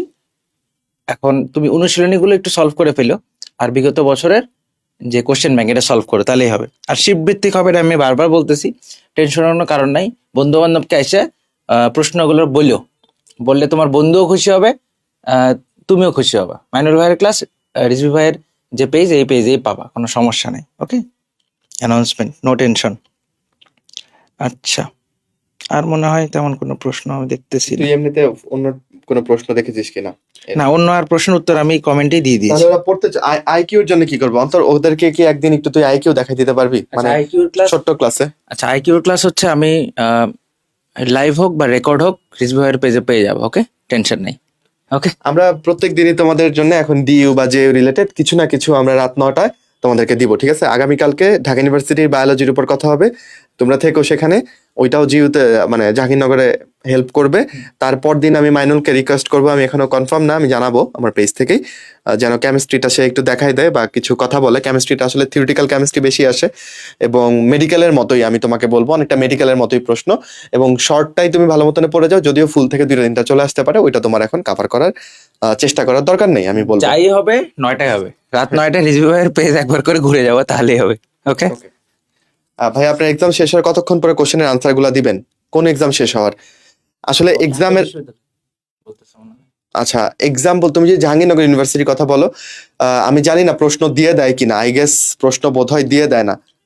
আর একটা কাজ আমরা করতে পারি, সেটা হচ্ছে যদি তোমরা হেল্প করো, সেটা হচ্ছে কি রিজভি ভাইয়ের পেজে আমরা একটা পোস্ট দিয়ে দিব, একটা কোশ্চেন থ্রেড দিব, মানে বলবো যে তোমাদের জাহাঙ্গীরনগরে আসা প্রশ্নগুলো কমেন্টে লেখো। তোমরা যদি কমেন্টে লেখো তাহলে অন্যরা আসলে প্রশ্নগুলো দেখতে পারবে, বা আমাদের পক্ষে সম্ভব হলে আমরা কিছু এগুলোর আনসারও করার চেষ্টা করব। কিন্তু তোমরা যদি মনে করো না আমি আমার বন্ধুকে দেখাবো না, আমার বন্ধুকে প্রশ্ন বলবো না, তাহলে কিন্তু কিছু করার নেই। শিববৃত্তিক আলাদা যেহেতু, সেহেতু কোনো সমস্যা নাই আসলে আমার মনে হয় এক্ষেত্রে। তো রিজভি, আমি হলে তোরে অবশ্যই প্রশ্ন বলতাম। ওকে স্টুডেন্টস, ভালো থেকো। তোমরা অনেকেই বলছো যে ভাই এসিএস ভার্সিটি ব্যাচে এই মানে অনেকদিন ক্লাস পাচ্ছ না বা তেমন কথাবার্তা হচ্ছে না। আমরা আমাদের চিন্তায় ভাবনায় সবসময় তোমরা থাকো। আমরা যেহেতু দীর্ঘ সময় তোমাদের নিয়ে কাজ করি, এই তোমাদের রেজাল্টের প্রতি তোমাদের যেরকম একটা বুকনি ব্যাপার আছে না, আমাদের ওইটা কাজ করে, এটা অস্বীকার করার কোনো উপায় নাই। ওদের মডেল টেস্ট আছে সম্ভবত, তো জানো তাই? তোমরা অনেকে থ্যাংক ইউ দিচ্ছ, তোমাদের এই থ্যাংক ইউ গুলো আমাদের জন্য বড় পাওয়া। আর একটা বড় পাওয়া হচ্ছে রেজাল্ট পেয়ে যখন রেজাল্টটা জানাবো, অবশ্যই পেজে জানায়ও, ঠিক আছে, বা বিভিন্ন জায়গায় জানায়ও, এবং আমাদের কোনো ব্যাপার যদি তোমাদেরকে হেল্প করে থাকে সেটাও ইনফর্ম করো। এটা আমাদেরকে আরো বেটার টিচার হওয়ার জন্য মোটিভেট করে। ওকে, আচ্ছা চবি নিয়ে বলবো চবি পরীক্ষা কবে, ডেটটা বলো তো? চট্টগ্রাম এতগুলা ডেট আসলে মনেই থাকে না। আচ্ছা সময় আছে আই গেস নাকি? আচ্ছা তো চেষ্টা করবো, আমরা যতটুকু পারি চেষ্টা করছি। অন্তর ভাই দেখছে আমি এই গেঞ্জি পরছি, তাই ভাই ওটা পরে আসছে মনে হয়। হ্যাঁ, সবার জন্য অনেক দোয়া থাকলো। আমরা পড়ায় চলে যাই, ঠিক আছে, আর সময় নষ্ট না করি। হ্যাঁ, মার্চের আগে ওইটা নিয়ে কথা বলবো ইনশাল্লাহ, ঠিক আছে? চট্টগ্রাম বিশ্ববিদ্যালয় পড়া সব সেমই, বুঝছো? তুমি এইভাবে চিন্তা করো না যে চট্টগ্রামের জন্য একবার বায়োলজি পড়বো, জাহাঙ্গীরনগরের জন্য একবার বায়োলজি পড়বো, ঢাকা ইউনিভার্সিটির জন্য একবার বায়োলজি পড়বো। তোমার পড়া একই প্যাটার্নে যাবে, খালি কোশ্চেন ব্যাংকটা তুমি এক্সট্রা করে ওইটাটা সলভ করতে পারো। ওকে, ভালো থাকো, বাই। দোয়া করো সবার জন্য, দোয়া। আসসালামু আলাইকুম সবাইকে।